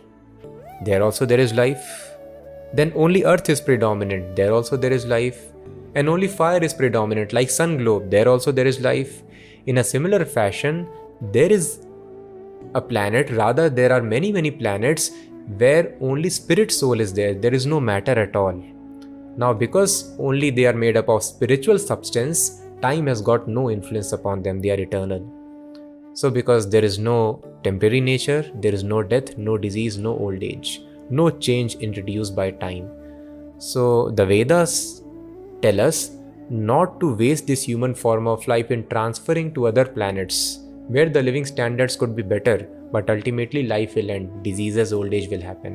One should work to transfer oneself to a state of anamayam, where there is no misery at all, and that is called Vaikuntha. Tad dhamam paramam mama, the Supreme Person, he lives on that planet. So that description further we will understand in the Bhagavad Gita. Very beautifully, elaborately, Lord Krishna will explain. So this is the aim of human form of life. This is beyond moksha, not just freedom from birth and death, but going to spiritual planet and engaging in activities full of loving relationship with God and his associates. Yada te moh kalilam buddhirvyatitarishyati tada gantasi nirvedam shrotavyasya shrutasya cha. When your intelligence has passed out of the dense forest of delusion, you shall become indifferent to all that has been heard and all that is to be heard. Shruti vipratipanna te yada sthasyati nischala samadhavachala buddhis tada yogam avapsyasi. When your mind is no longer disturbed by the flowery language of the Vedas, and when it remains fixed in the trance of self-realization, then you will have attained the divine consciousness. So when a person starts acting in Buddhi Yoga, realizes his relationship with the Lord, he experiences such an extraordinary happiness in life. He does not care about flowery language of Vedas. Oh, you will have such material enjoyment in other planet or this planet. He does not care about religious formalities and rituals. So one need not wait till death for the proof of spiritual life. Even in this body, person can perceive and realize all that we have discussed. This extraordinary spiritual happiness, which is called samadhi, the transcendental consciousness. So what are the symptoms of a person who is absorbed in such consciousness even while living in this material body? That is called sthita pragya. That Lord Krishna is going to explain now to Arjuna. Arjuna uvacha sthita pragyasya ka bhasha samadhi sthasya keshava sthitadhi kim prabhasheta kim asita vrajeta kim. Arjuna said, what are the symptoms of one whose consciousness is thus merged in transcendence? How does he speak and what is his language? How does he sit and how does he walk? Important word used in this verse is samadhi. Samadhi sthasya keshava. One who is situated on the platform of samadhi or transcendence, spiritual platform. How does he behave? How does he talk? How does he walk? What are the symptoms? So this samadhi is the ultimate objective of yoga. In the Ashtanga yoga process, which starts with yam, niyam, asan, pranayam, dharana, dhyan, finally one has to reach the stage of samadhi. Samadhi means complete absorption in the thoughts of Krishna. So many yoga processes now, people are getting patents also for it. And people are inventing various ways of doing yoga. But somehow they have forgotten the ultimate objective which one has to attain by doing yoga. It is not simply reducing belly fat or some physical fitness or some temporary peace of mind. But the ultimate objective of yoga is to reach the stage of samadhi. When a person is completely absorbed on the mind is absorbed on the spiritual platform. And spiritual platform means mind is absorbed on the form of Lord Krishna. So the recommendation of meditating on some voidness or some light, candlelight or sunlight or some impersonal effulgence, or focusing on anything else, it is not recommended as per the standard instructions given either in the Patanjali Yoga Sutra or in Bhagavad Gita or in any standard book of yoga. That is why it is told, Shravanam Kirtanam Vishnoho Smaranam. The meditation contemplation has to be there on Vishnu. Similarly, it is told in Mahabharata, Shantakaram Bhujagashayanam Padmanabham Suresham. The form of Lord is described very beautifully. The Lord who is Shantakaram Bhujagashayanam, the most peaceful Lord who is lying on the bed of snake. Padmanabham Suresham, he is having lotus navel, he is the master of all demigods. Lakshmi Kantam Kamalanayanam, he is the husband of Lakshmi, the goddess of fortune, and his eyes are very beautiful like the petals of lotus flower.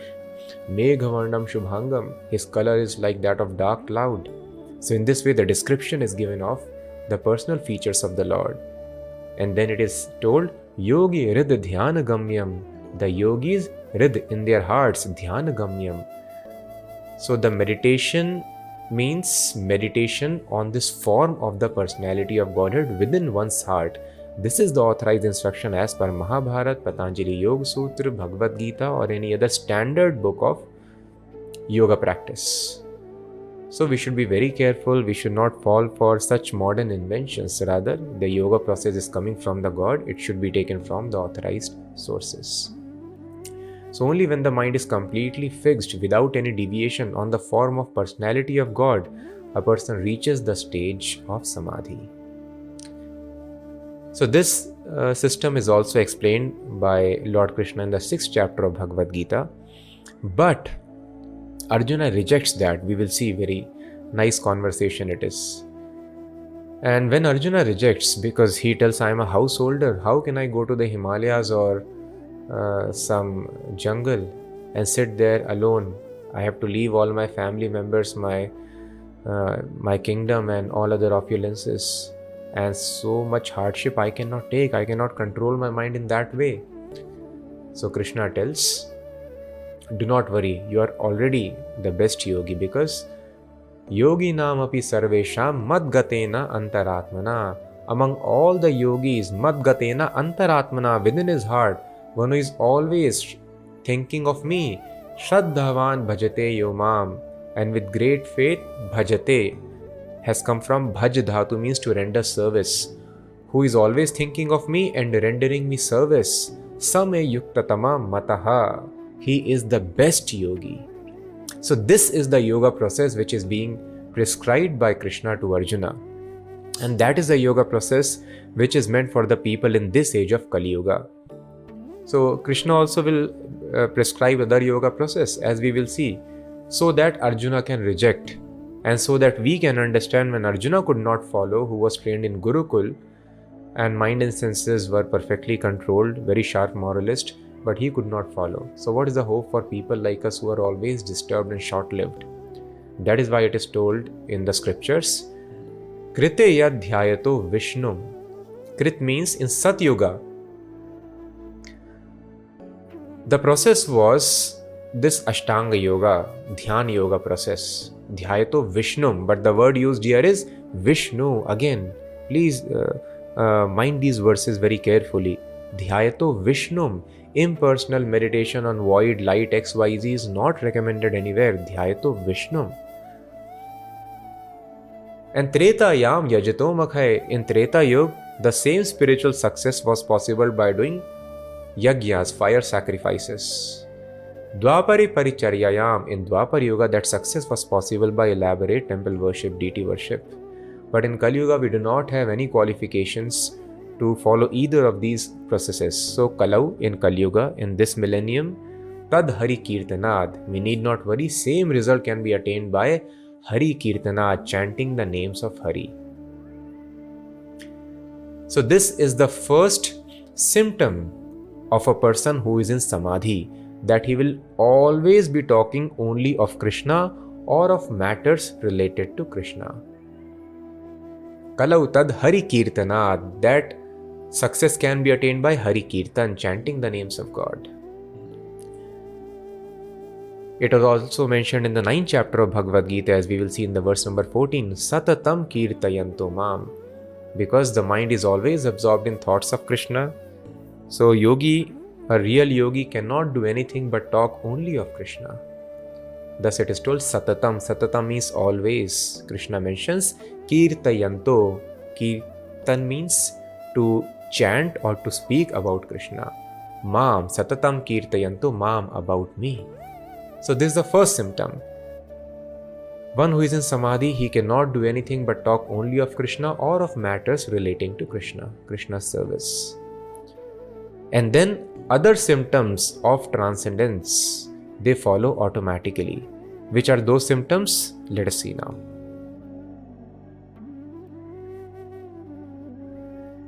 Shri Bhagavanu Vacha Prajhati Yada Kaman Sarvan Partha Manogatan Atmani Evatmana Tushtaha Sthita Prajnastadocyate.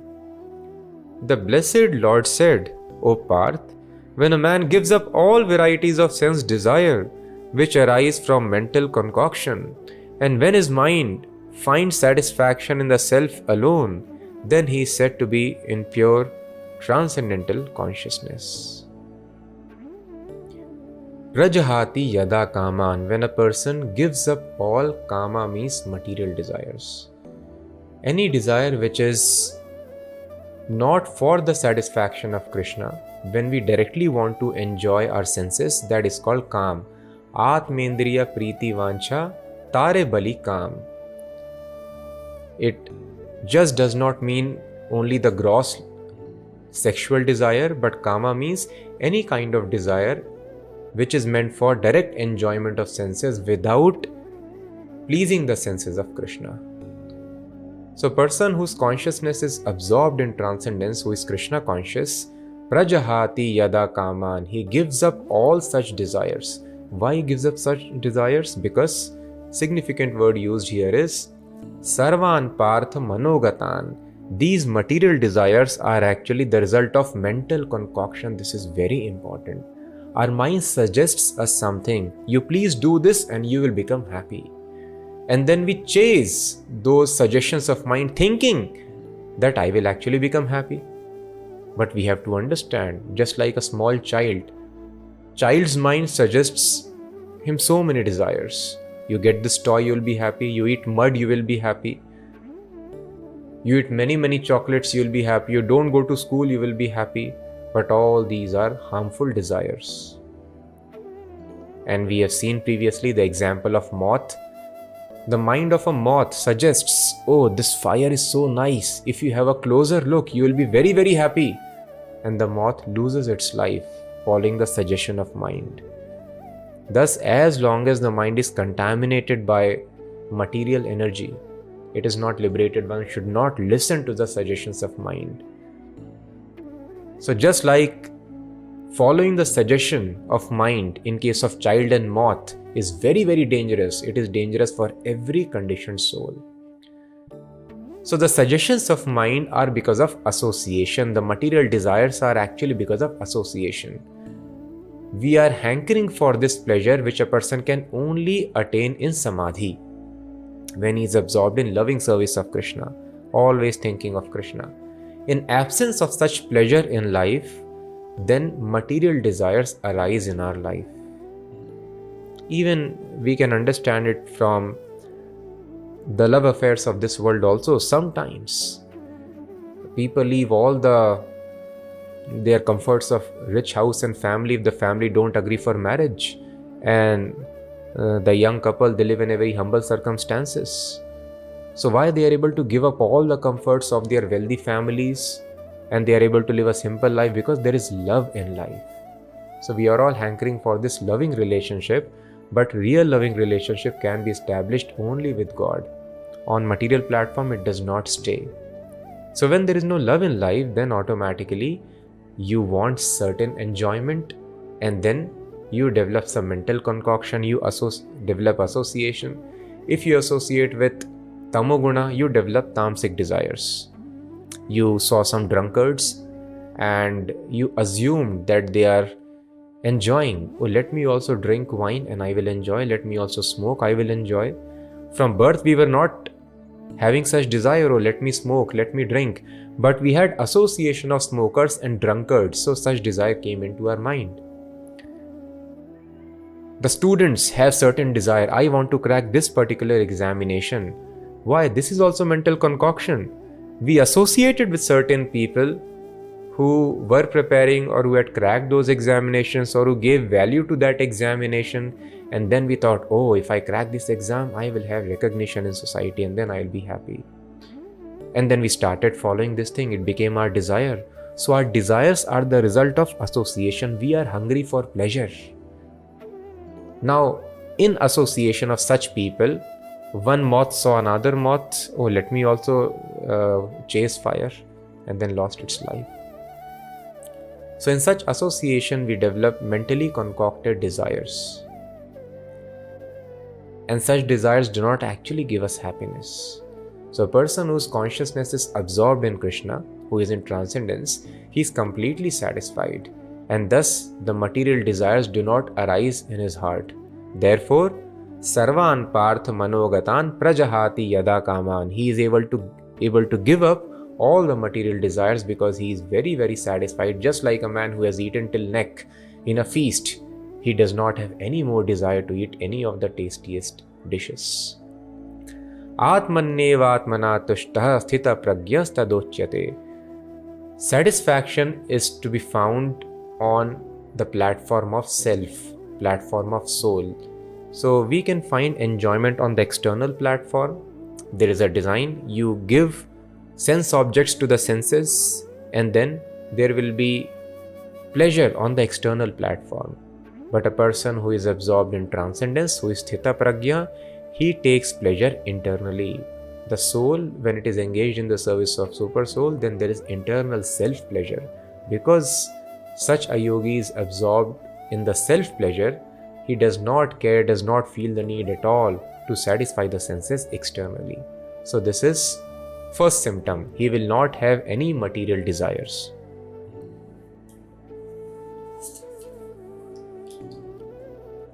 Dukkheshu anudvigna manaha sukheshu vigata sprihaha vitaraga bhaya krodhaha sthitadhir muniruchyate.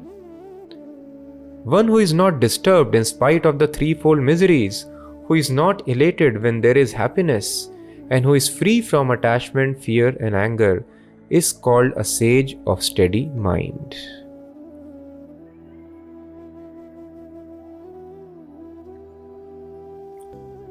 The whole world gets disturbed when they have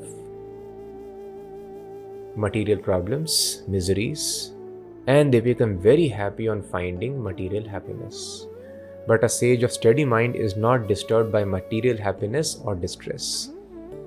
Because he is having complete faith in Krishna, he is completely dependent upon Krishna. Whenever he faces any miseries in life, he takes it as mercy of God. Because miseries are also very much required. When we have material miseries, we develop purification of consciousness. We develop detachment for this material world. And detachment for material world is the result of all spiritual knowledge. So this material world, as we discussed, it's a very dangerous place. It is like a drop of water which is there on the leaf of or the petal of lotus. Any time with even a small gust of wind, it can fall down. And now in Kali Yuga, even in human species, there is so much disturbance. So life is very, very uncertain. Anytime there is calamity, there is chaos, there is distress, there is depression, there is accident. So life in material world is full of danger. So thus detachment from the material world is a great asset, and that is brought about by material miseries. So a devotee perfectly knows this fact. Whenever misery happens, he takes it. He understands not a blade of grass moves without the sanction of Krishna. So the miseries are also taken as blessing, as mercy of Krishna. He thinks I should suffer much more, but Krishna has minimized my misery. And when he is having material happiness, he is not very much carried away by it. He has no personal desire to enjoy in this world. He only desires to give pleasure to Krishna. Thus, for personal pleasure, if it comes in his life, he takes it as an opportunity to use these comforts to engage more enthusiastically and energetically in the service of Krishna. His only aim is to satisfy Krishna, give pleasure to Krishna. Thus, he is not very excited to have any personal pleasures in life, and he is also very happy if there are reversals in life. He takes it as mercy of Krishna. Thus, he is always equipoised. And then Vitaraga Bhaya Krodha, it is very difficult to get freedom from raga, attachment, fear and anger. Now, because the devotee's aim is only to satisfy Krishna, he does not get attached to anything here, just like a cashier who is sitting on the bank. He does not get attached with whatever money flow can happen. He is seeing a lot of money in front of him, but he understands this money does not belong to me. So that is why there is no attachment. So a devotee perfectly knows nothing belongs to me. My family members, actually they are Krishna's family. In this life we have assembled together, as we discussed, just like travelers assemble in a restaurant. So they have assembled, they belong to Krishna. My duty is to take them to Krishna, to make them advanced in this process of yoga. So thus there is no undue and overly affection for the people around him. Similarly, the resources, the money, the opulence that he has, he understands I am just a cashier and everything, this entire property belongs to Krishna. So that he does not develop attachment with people, place or resources, because he understands I am just custodian of Krishna's property. So there is no attachment in life. And people are very, very fearful. Oh, I may lose somebody, I may lose some money, I may lose my position, because we are very much attached. And because a devotee is not attached, he is free from fear also. Vitaraga Bhaya Krodha. And when we are attached to material objects, we are not able to enjoy them. Anger arises, Krodha. And when there is no tendency to enjoy the objects for yourself, then there is no anger at all. Thus, simply this understanding that everything belongs to Krishna makes a devotee, a transcendentalist, free from any kind of attachment, fear and anger. Can we imagine a state? Even the most successful people are fearful. The most successful sportsmen, they are fearful of performance. Even though they are on top of world, they are fearful. The best of the performers in academics are very fearful. I may not lose my rank. So everybody in this material world is fearful, but a devotee is fearless. How nice is the consciousness, and he is free of anger as well. Next symptom. Yas sarvatra nabhisnehas tat tat prapya shubha shubham nabhinandati nadveshti tasya pragya pratisthita. He who is without attachment, who does not rejoice when he obtains good, nor lament when he obtains evil, is firmly fixed in perfect knowledge. Same examples, cashier. Sometimes there is lot of flow of money. So if money flows in our life, we become very happy. Or material success, bank is growing, the share value is increasing. It does not matter to the employees. But if I think, oh, this money belongs to me, everything, then I'll become very elated. Or if there is inauspiciousness, means if we lose money, if we lose reputation, lose XYZ, then we become very much disturbed. But if a person is fixed in this consciousness that everything belongs to God, then auspiciousness or inauspiciousness, one is not disturbed by this. Just like a cashier is not disturbed by so much excess flow of money or no flow of money. He understands money does not belong to me at all. So thus, a transcendentalist is not at all disturbed by so-called good or evil events which can happen in one's life. Thus, he is always situated without any disturbance. Yada samharate chayam kurmo angani sarvashah indriyan indriyarthebhyas tasya pragya pratisthita. One who is able to withdraw his senses from the sense objects, as the tortoise draws his limbs within the shell, is to be understood as truly situated in knowledge. So just like a tortoise, it spreads out its limbs when required, and then it is able to draw its limbs inside the shell as well. In a similar fashion, a transcendentalist is very different from a materialist. Materialists have loose senses, they cannot withdraw them. They cannot control when there is urge of the eyes to watch something. They cannot control the urge of tongue to taste something or to talk something. They cannot check the urge of belly and genitals, they get carried away. But a devotee follows the do's and don'ts very nicely. So do's and don'ts are very, very important for spiritual life. Without regulating the senses, nobody can make advancement. So please note here, stopping the activities of senses is not recommended, as it is recommended in the Ashtanga Yoga. Stop all the activities of senses, sit down firmly. You have to close your eyes, you have to not get deviated by any of the material sounds. You have to stop even eating and drinking. And sometimes the ants, they build hill on the body of a yogi. Sometimes the insects, they eat away all the flesh, as it happened with Hiranyakashipu, Valmiki, so many sages. They cannot move, they cannot eat, they cannot drink, they just have to be sitting on that place. All the sensual activities are stopped. This is the process recommended for the devotees. It's for normal people who are not devotees. But those who are having positive knowledge of God, different kind of yoga system is recommended. And that is what is recommendation of Krishna to all of us through Arjuna. Don't stop the activities of senses. Just like in a class, when the student is naughty, he may be told, pin drop silence, do not talk anything. But a student who is wise, he is encouraged by teacher to come and give a speech. So for a foolish person, they are told, hands up, punishment is given, or kneel down. But a person who is having some skills, he will be told to go and perform on the stage. So thus, different yoga processes are for different people. When positive knowledge of God and there is no knowledge about personal features of God, how to engage in service of God, then such processes are recommended. Okay, do not do at least wrong materialistic activities. Stop the material activities which are cause of all distress. Sit down in one place without eating and sleeping. But those who are having positive knowledge, they are supposed to behave like tortoise. Spread out your limbs in the service of God, and for personal enjoyment, no, do not indulge. Pull your limbs back.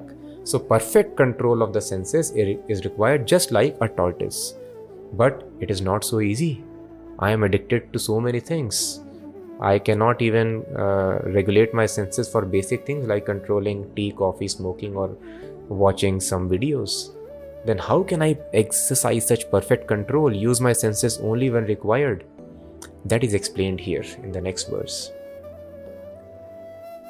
Vishaya vinivartante niraharasya dehinaha rasvarjam rasopyasya param drishtva nivartate.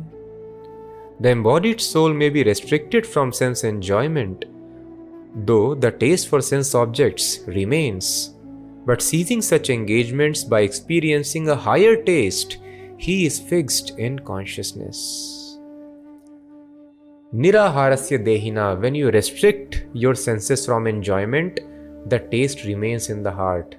So, if you tell a child, sit down, do not do mischievous activity, the child may sit down for a while, but then he will be restless. He wants to go out and play and jump around. In a similar fashion, unless we have a higher taste, the senses will fall for the lower taste, the material activities. So, in order to control the senses from material enjoyment, one needs to experience Param drishtva nivartate. Param means higher taste. When you have higher experience, better pleasure, then automatically we will not fall for lower pleasures. And then we can have some research. Go and study the life of great devotees. How they are very easily able to give up all the activities of personal sense enjoyment. There must be something which is there in their life, just like Rup Goswami, Sanatan Goswami. They were very, very rich, but they gave up all opulence and they were sleeping under different trees every night in Vrindavan. How was this possible?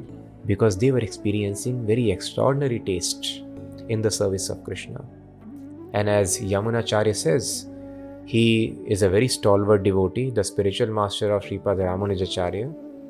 He was a king before, and kings have all the royal opulences, and there is so much physical enjoyment in relationship with the other gender. So when Yamunacharya, he renounced his kingdom, became a pure devotee, he's giving his experience. What is this spiritual pleasure? He tells, Yadavadhi mama cheta Krishna padar vinde Nav rasa dhamaniyudyatam rantumasit Tadavadhi batanari sangame smaryamane Bhavati mukha vikara sushtu nishtivanam cha. Yadavadhi, from the time I have engaged myself Krishna padar vinde, in meditation upon the lotus feet of Krishna, Nav rasa, I am experiencing newer and newer pleasures in my heart by this meditation. And when I remember my old gross enjoyment which I had with Nari Sangame, with many women, as a royal king, my mouth curls in distaste, bhavatu mukha vikar, sushtu nishti vanam cha, and I spit at this thought. So it is very difficult to control the sexual urge. But he is telling, when I think of that enjoyment, that was such low grade enjoyment compared to what I am experiencing now by meditating on the lotus feet of Krishna. Because I am experiencing a higher taste, my mouth curls in distaste for these lower grade pleasures. This is the way of controlling one's senses like a tortoise. One has to have Param Drishtva. So just see Krishna so clearly he is explaining Param Drishtva. You have to experience higher taste of spiritual life. Then you will be able to do it.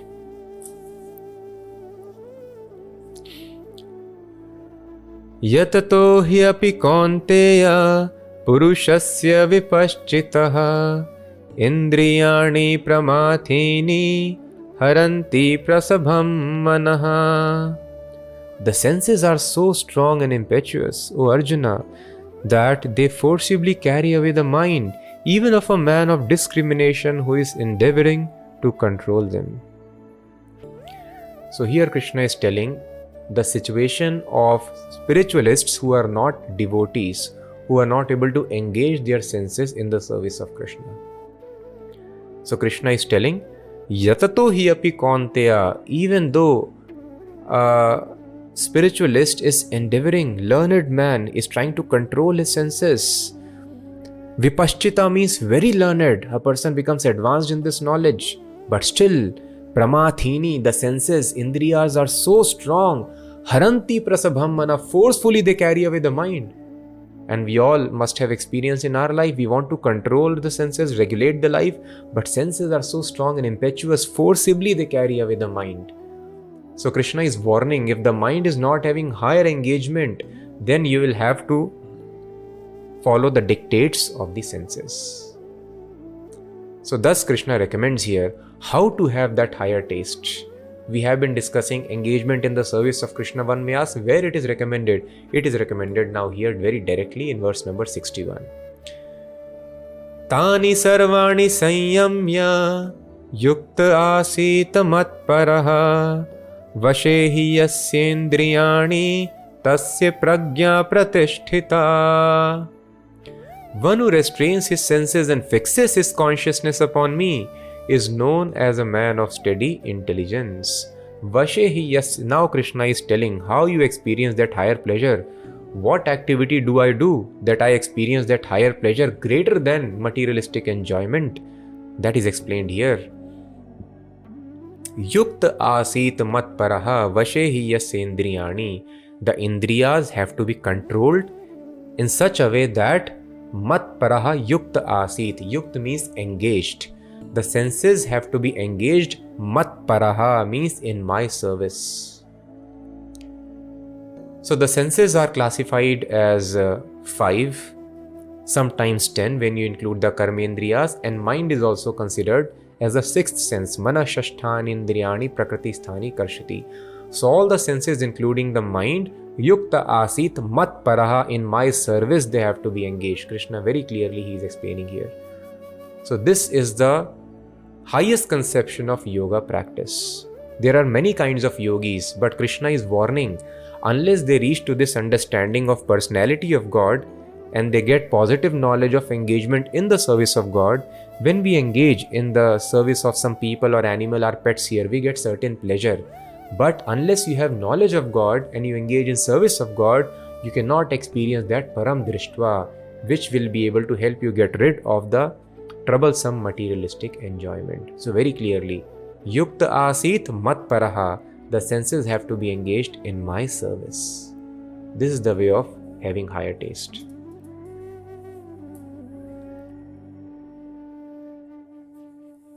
And for those whose senses are not engaged, what happens? Krishna explains now.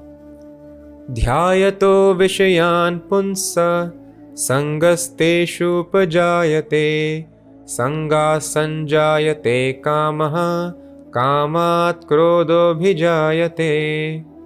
While contemplating the objects of the senses, a person develops attachment for them, and from such attachment lust develops, and from lust anger arises. So one who is not Krishna conscious is subject to such strong attachment and lust while contemplating on the objects of senses. If a cashier is not conscious, what is my relationship with the bank? I am not proprietor. He will develop lust if he sees lot of money. He would like to enjoy for himself. So one who is not engaged in the service of Krishna, when he sees any object of senses, he thinks how I can enjoy it. Dhyayato, when he sees, contemplates, Sangha, he develops attachment, I want to enjoy it. And Sangha sanjayate kama, strong desire, lust develops to enjoy the sense objects, and then the lust is not fulfilled. And when the lust, the desires are not fulfilled, kamat krodho bijayate, anger arises. Krodhat bhavati sammohah, sammoha smriti vibhramah, smriti bhramashat buddhinasho, buddhinashat pranashyati. From anger, delusion arises, and from delusion, bewilderment of memory. When memory is bewildered, intelligence is lost, and when intelligence is lost, one falls down again into the material pool. So Krishna is warning here the yogis who are not yukta asit matpara, who are not engaged in the service of Krishna. When they contemplate on the sense object, attachment, lust, anger, from anger, bewilderment of memory, and when memory is bewildered, intelligence is lost. When intelligence is lost, person falls down on the material platform. So other yogis also can reach a stage of peace and transcendence, but they cannot stay on that platform because a slight agitation created by the mind, slight contemplation on sense objects makes them fall down. As it happened with Vishwamitra, a very great yogi, and Menaka came and he heard the jingle of her bells, ankle bells, and then he was not able to continue in meditation and he enjoyed with her. And then after many years, he realized what mistake I have done. I was so nicely advancing in my spiritual life. Similarly, Saubhari Muni. This Muni was so advanced that he was able to meditate within the water. So he was sitting within the water so that he can avoid any distraction. But within the water, he saw two fishes copulating. And then he could not control the suggestion of the mind. He came out, married many princesses, and he also lost his spiritual growth. So in this way, even though these yogis were absorbed on very advanced Brahma platform, but they could not stay for a long time. They fell down. Thus Krishna is warning here, please do not follow this process in which higher taste you do not attain. Thus Krishna explains in the next verse, Raga dvesha vimuktaistu vishayan indriyaischaran atma vashyair vidheyatma prasadam adhigacchati. One who can control his senses by practicing the regulated principles of freedom can obtain the complete mercy of the Lord and thus become free from all attachment and aversion. Tu word is very significant here. Tu means but. So Krishna has described the fate of a non-devotee yogi. But Krishna mentions tu, but a person who is devotee, Vishayan Indriyacharan Atma Vashayar Vidheyatma, who controls his senses and in this way engages his senses in the service of Krishna, he attains prasadam adhigacchati. He attains the prasadam means mercy of the Lord. So I happened to chance upon one author of one prominent religion. So he was explaining his philosophy. He tells, we want to attain spiritual status, but our philosophy is, even if God exists, we do not want to take help of God to make our life perfect. We want to advance on our own strength. We don't want to take even God's help if even God exists. But such a process is not recommended in the Bhagavad Gita, in the standard books of yoga. Here it is mentioned, prasadam adhigacchati vidheyatma. So when a person is able to follow the regulated principles of freedom, sometimes people think, oh, this religious life, spiritual life is very hassle-some. So many restrictions are imposed upon us. Actually, these restrictions are important. Just like traffic rules and regulations may be considered restriction, unnecessary restriction. But a wise man knows if these traffic regulation, little restrictions are not there, it will create so much of chaos and accident. In a similar fashion, such restrictions are recommended. They are actually regulated principles of freedom. Just like a sick man is given some prescriptions and proscriptions, if he follows that, he'll be fit, then he can enjoy life. So as long as we are there trapped in this body, in this bodily concept of life, following these restrictions, regulative principles of freedom are important. So when we follow these do's and don'ts very nicely in the service of Krishna, we attain prasadam. We attain the mercy of Krishna. Without prasadam, without mercy of God, we cannot advance. So we should not get carried away by the philosophies, oh, you are only God, you just have to realize you are God. No, the word used here is prasadam. You are not God, so you need mercy, prasadam of God. If you are God, where is the question of receiving any mercy? No, prasadam, mercy. Mercy is the key factor for spiritual advancement as per the yoga process described by Lord Krishna. Prasadam adhigacchati. And a person can attain mercy when he follows the do's and don'ts very strictly and engages senses in the service of Krishna. What happens then when he receives prasadam, mercy of Krishna? He becomes free from all attachment and detachment also. So materialist is attached, and a non-devotee yogi is detached. They go leave all the people and all the sense objects, they go to a far off place, they are detached. But a devotee is neither attached nor detached. He simply wants to engage in service of Krishna. So if I am there around sense objects, let me use those sense objects in the service of Krishna if it is required. His only consideration is what gives Krishna pleasure. If I leave everything and go far away and that brings displeasure to Krishna, I don't want to have such detachment also. So a devotee is perfectly situated in the understanding that my existence is only for the pleasure of God, because I am part and parcel of God. This secret Krishna will reveal. Mamai vansho jiva loke jiva bhuta sanatanaha. Yatha taror mool nishechanena. Just like you put water on the roots of the tree, all the leaves are automatically satisfied. This is my design. I am Ansha of Krishna, just like the finger is Ansha of the body. Only when the finger puts foodstuff in the stomach, finger will be healthy. So a devotee knows this. I should not get carried away by attachment. Let me directly enjoy the sweet. Finger should not think. Or detachment. What is the use of feeding the stomach if I am not able to enjoy the foodstuff? No.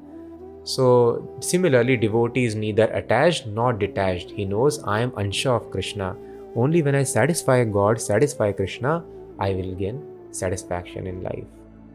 So when mercy is received, this knowledge is awakened and devotee becomes free from attachment as well as detachment.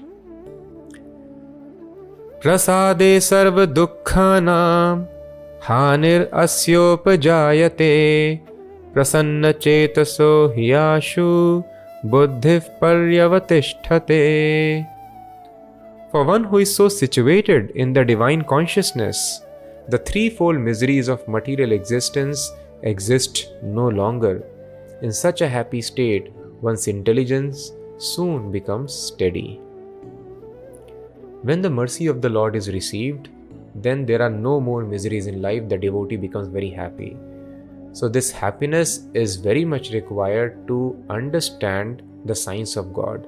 Those who are always troubled by threefold miseries, who are there on the platform of Rajoguna and Tamoguna, cannot understand the science of God. So when we follow this process of Buddhi Yoga, the first installment of spiritual advancement that we receive is freedom from all the miseries of material life. And prasanna chetaso hiyashu, very soon he becomes prasanna, very, very happy. So if by following spiritual life we are not becoming happy, means we are not following the standard method. Otherwise, very soon a person should become fixed on the platform of happiness. And when a person continues to engage in yoga practice on the platform of happiness, then intelligence becomes very clear. All the confusion is removed and he very clearly understands who am I, who is God, what is this creation, what is the purpose. And there is no more confusion in life. Nasti buddhira yuktasya nacha yuktasya bhavana nacha bhavayata shantir ashantasya kutas sukham. One who is not in transcendental consciousness can have neither a controlled mind nor steady intelligence, without which there is no possibility of peace. And how can there be happiness without peace? So here again Krishna is warning, please do not indulge in other yoga practices in which nasti buddhir ayuktasya ayukta. Any yoga practice which does not recommend yuktaha, means engagement in the service of Krishna, please do not follow that. Krishna has told so many ways. You will contemplate on the sense objects, you will get carried away, you will not be able to experience higher taste. So here Krishna is telling, Nasti buddhira yuktasya nacha yuktasya bhavana. One who is not yukta asit matparaha, whose senses are not engaged in my service, he cannot have fixed intelligence. Because he will not have higher pleasure in life, then they would always be calculating. As we see, a materialist is always thinking, let me crack this exam, then his intelligence changes, let me crack that exam also. Then intelligence changes, let me do this job, then intelligence changes, let me do some other business or some other job. Then let me marry this person, let me divorce this person, let me do this, let me spend time with in this fashion. Their intelligence is not fixed. Always they are wondering what will make me happy. So the disturbance is in life is because of no fixed aim. Because nothing satisfies the spirit soul apart from Krishna consciousness. So here Krishna is telling, if you don't engage in my service, what will happen? Nasti buddhi, intelligence will not be fixed, and intelligence controls the mind. People ask, how do I have a controlled mind? We can have a controlled mind by controlled intelligence. When the intelligence is not controlled, not fixed, then mind will be disturbed, mind will be going on this plan, this idea, that idea, mind will always be disturbed. Nacha yuktasya bhavana. Bhavana means when the mind is fixed on happiness. Nacha bhavayata shantir. And if the mind is not fixed, then there is no shanti, there is disturbance. Ashantasya kuta sukham. And Krishna is telling, if there is no peace in life, then where is the question of happiness?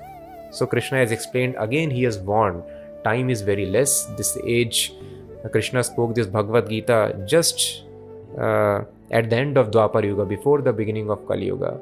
He wanted to reiterate, stress this very important method.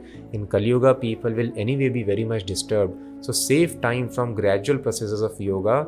Understand this topmost yoga practice, Buddhi Yoga. Engage your senses in my service. Offer the results to me.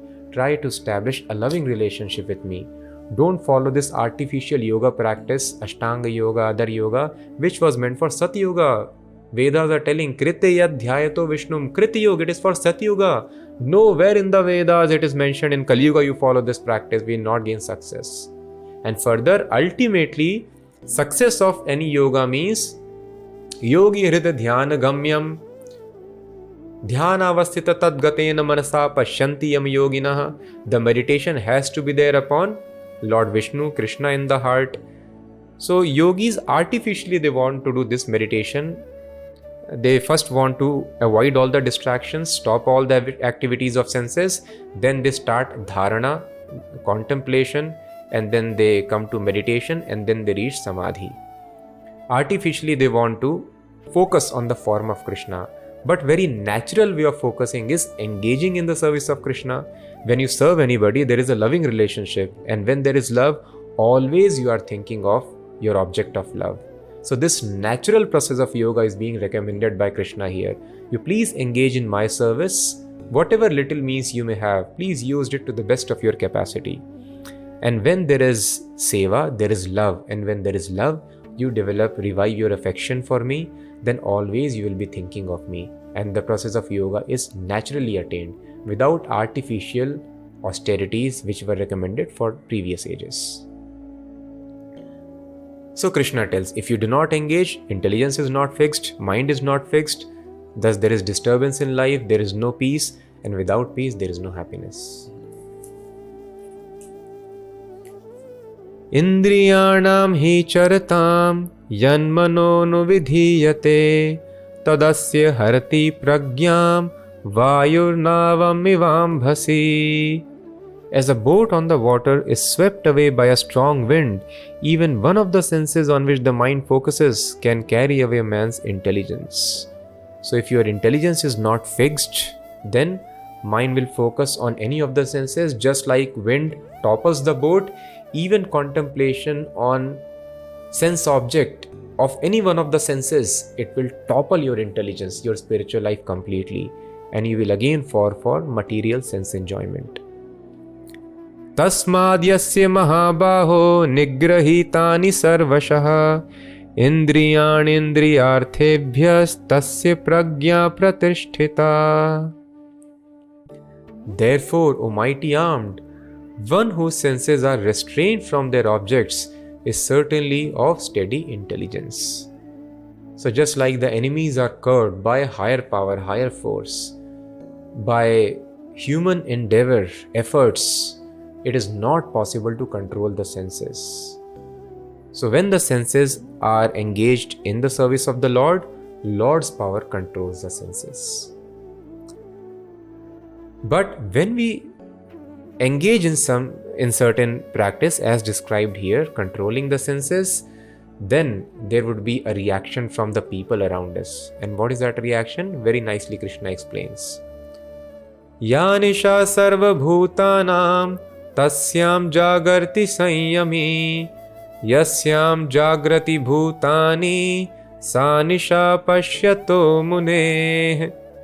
What is night for all beings is the time of awakening for the self-controlled, and the time of awakening for all beings is night for the introspective sage. So people may scoff, oh, what is your life? What is this Krishna consciousness, this yoga you have been following? You have been reading Bhagavad Gita, your life has got transformed. Now you no longer take pleasure in material enjoyment. Yes, people will say like this. They may scoff at times also. And Krishna is telling that is natural. Ya nisha sarva bhutani. The night time for materialist is daytime for spiritualist. A spiritualist does not give value to these external sense objects, which are very low grade third class pleasure, which always give rise to so many complexities and so many miseries in life. But a materialist gives value only to the external sense objects, has no value for internal spiritual pleasure. A materialist is giving no value, or rather does not believe upon the existence of spiritual pleasure, the existence of spirit soul, and a spiritualist does not give any value to the existence of material identities, because all these identities are merely dresses and illusory. So what is daytime for spiritualist is nighttime for materialist. That is but natural. So when people, but we need to answer people if they ask such questions, why your course of life seems to have completely turned around, then we can give them this wonderful logic which Krishna is giving here. Apuryamanam achala pratishtham samudramapah pravishanti yadvat tadvat kamayam pravishanti sarve sashanti mapnoti nakama kami. A person who is not disturbed by the incessant flow of desires that enter like rivers into the ocean, which is ever being filled but is always still, can alone achieve peace, and not the man who strives to satisfy such desires. So Krishna is telling, just like so many rivers are entering in the ocean, but the ocean is not disturbed, ocean remains very placid. In a similar fashion, although so many desires will enter the body, but only the person who does not try to satisfy those desires, he attains peace. If a person tries to fulfill the suggestions given by the mind of materialistic enjoyment, he loses his peace of mind. Why? It is explained in Shrimad Bhagavatam. Ijjistoka ivanalaha. Sensual enjoyment is actually not enjoyment, as we discussed previously. Also, it is mental concoction. There is hunger for higher pleasure, so we fall for whatever pleasure is available immediately. And this pleasure is not required. It is addictive in nature. Nobody needs to be addicted, but once we start following those addictions, we cannot help but getting carried away. It is not required to smoke, it is not required to drink. Similarly, it is not required to have any kind of material enjoyment. But once we start material enjoyment, the desires always keep on increasing. Kandu yanena karyoreva dukha dukha. Example given is, as an eczema patient has got many wet sores on his body, and those are very itchy sores. But if a person tries to rub or scratch that sore, the itching sensation only increases. And if you scratch more, finally it starts bleeding. The sore becomes worse. Disease becomes worse. So that is the nature. So that is why those people who are poor, their distress is not so much as that of rich people. Because poor person has hope. If I become rich, then I'll be happy. But rich person becomes hopeless. Now I've got so many resources, I have gained recognition, name, fame, money also, and I am trying to have all the sense objects, enjoyment I can have. Still, why there is dissatisfaction in my life? What do I do more? So they become more distressed and they come in depression because they do not see any hope. What else do I do to become happy? This is the nature of material happiness. It is like putting butter into fire. The senses always demand more. Today you have 1 cigarette, 2 cigarettes. Then for same kick you need to have 4 cigarettes, then 8. There is no end to it. Little sex, more sex. Varieties of sex, there is no end to it. So please understand, this is the nature of material happiness. Nobody educates. The best of the brains in the world, they do not know. After topping in the country in various examinations, making the best of technical and business plans, ultimately they do not understand. Because unless prasadam, there is mercy of Lord, it is very difficult to understand this knowledge. That actually, Krishna, God is telling, a person who tries to satisfy the desires which are always flowing within this mind and body, he never attains peace, because that is not the design. All the material enjoyments are but addictions. You do not need them, but once you start enjoying them, you cannot stop having it. So one who is not disturbed by the incessant flow of desires. Why he is not disturbed? Because he is relishing higher pleasure. Such a person attains peace. So is it not very simple logic? So when people tell, oh, what is day for us is night time for you, you are having other, please explain this, that this is real life which we need to actually have. It is common sense. Then finally Krishna is giving the conclusive knowledge in this chapter. Vihaya kaman yas sarvan puman sharati nisprihaha nirmamo nirahankaraha sashantim adhigacchati. A person who has given up all desires for sense gratification, who lives free from desires, who has given up all sense of proprietorship and is devoid of false ego, he alone can attain real peace. So Vihaya kaman. So he understands this logic. Material desires are addictive. It is like rubbing or scratching the wet eczema sore. It will only increase, worsen the situation. So he gives up material desires. And nirmamo nirahankaraha. He becomes free from the sense of proprietorship, that everything belongs to God. Nothing belongs to me, should be used in the service of God. And then he becomes nirahankaraha. Ahankar, as Krishna will describe further, is an energy which makes the soul believe, I am this covering, I am this body. Because of this, I feel I am the body of the dream. I feel I am this body, man, woman, animal. So when a person gives up material desires by following this process of yoga, then he becomes freed from proprietorship, and he becomes freed from false ego. He is able to understand, I am not this body, I am different from this temporary identity. And then sashantim adhigacchati. Then he understands, I am different. What is the profit? What is the loss? Nothing belongs to me. He is very, very peaceful. Esha brahmi sthitif partha nainam prapya vimuhyati thitvasyamant kalepi brahma nirvanam richati. That is the way of the spiritual and godly life, after attaining which a man is not bewildered. Being so situated, even at the hour of death, one can enter into the kingdom of God. So when a person has this consciousness, even at the time of death, if one is able to maintain this consciousness, then he attains Brahma Nirvan. Nirvan means cessation of material existence. Some philosophers say, yes, you have to get liberation, but after liberation there is void, there is no life. So such a philosophy is alright for people who are hardcore sense gratifiers, who have realized that sense enjoyment gives only frustration, and they are so much frustrated by material enjoyment, they want to stop this life. They just want to get rid of this material life.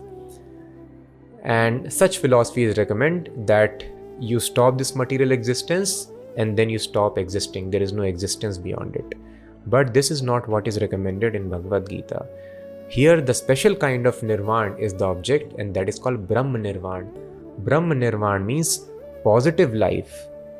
A diseased person, it is not sufficient for him just to get rid of the disease, but he needs to have now positive enjoyment. He wants to eat now, he wants to walk around, move around, play, enjoy with his family and friends. So this positive liberation is called Brahma Nirvan, attainment of the kingdom of God. Tejo vari mridam yatha vinimayo yatra trisargo amrisha dhamna swena sada nirasta hukukam satyam param dhimahi. The abode of God, the description is given in the scriptures. As there is tejo vari mridam, in this body there is fire, there is water, and there is air, and there is consciousness also. And outside this body we see there is a world which is predominantly of water, and there is life in water bodies. And then we see there is a world which is predominantly of fire, the sun planet.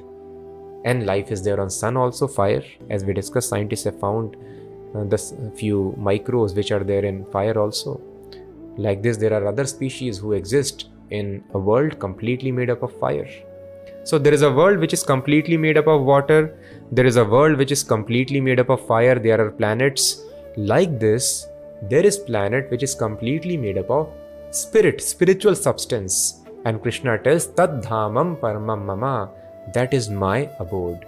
So this positive knowledge of spiritual life, not just material life is illusion, material forms are illusory. No, you are soul within this body, you have a form, but that form is spiritual. That is revealed when we are out of this material body or out of this bodily concept of life. God is not simply an energy, God is a person, God is having form, and there are many activities which are called devotional service in which one has to engage in order to realize this positive spiritual existence, and transferring oneself not to any material planet but to the planet which is made of completely spirit is the aim of the topmost yogi. That is what is recommendation of Krishna. So if a person follows this yoga system as described by Lord Krishna, he attains Brahma Nirvanam, attainment of spiritual planets where there is no influence of time, and thus there is no fear, no anxiety, and there is always higher pleasure of Krishna consciousness. With this, we end the second chapter, which is the summary of Bhagavad Gita. Here, Karma Yoga is explained, Jnana Yoga is explained, and a hint of Bhakti Yoga is also given.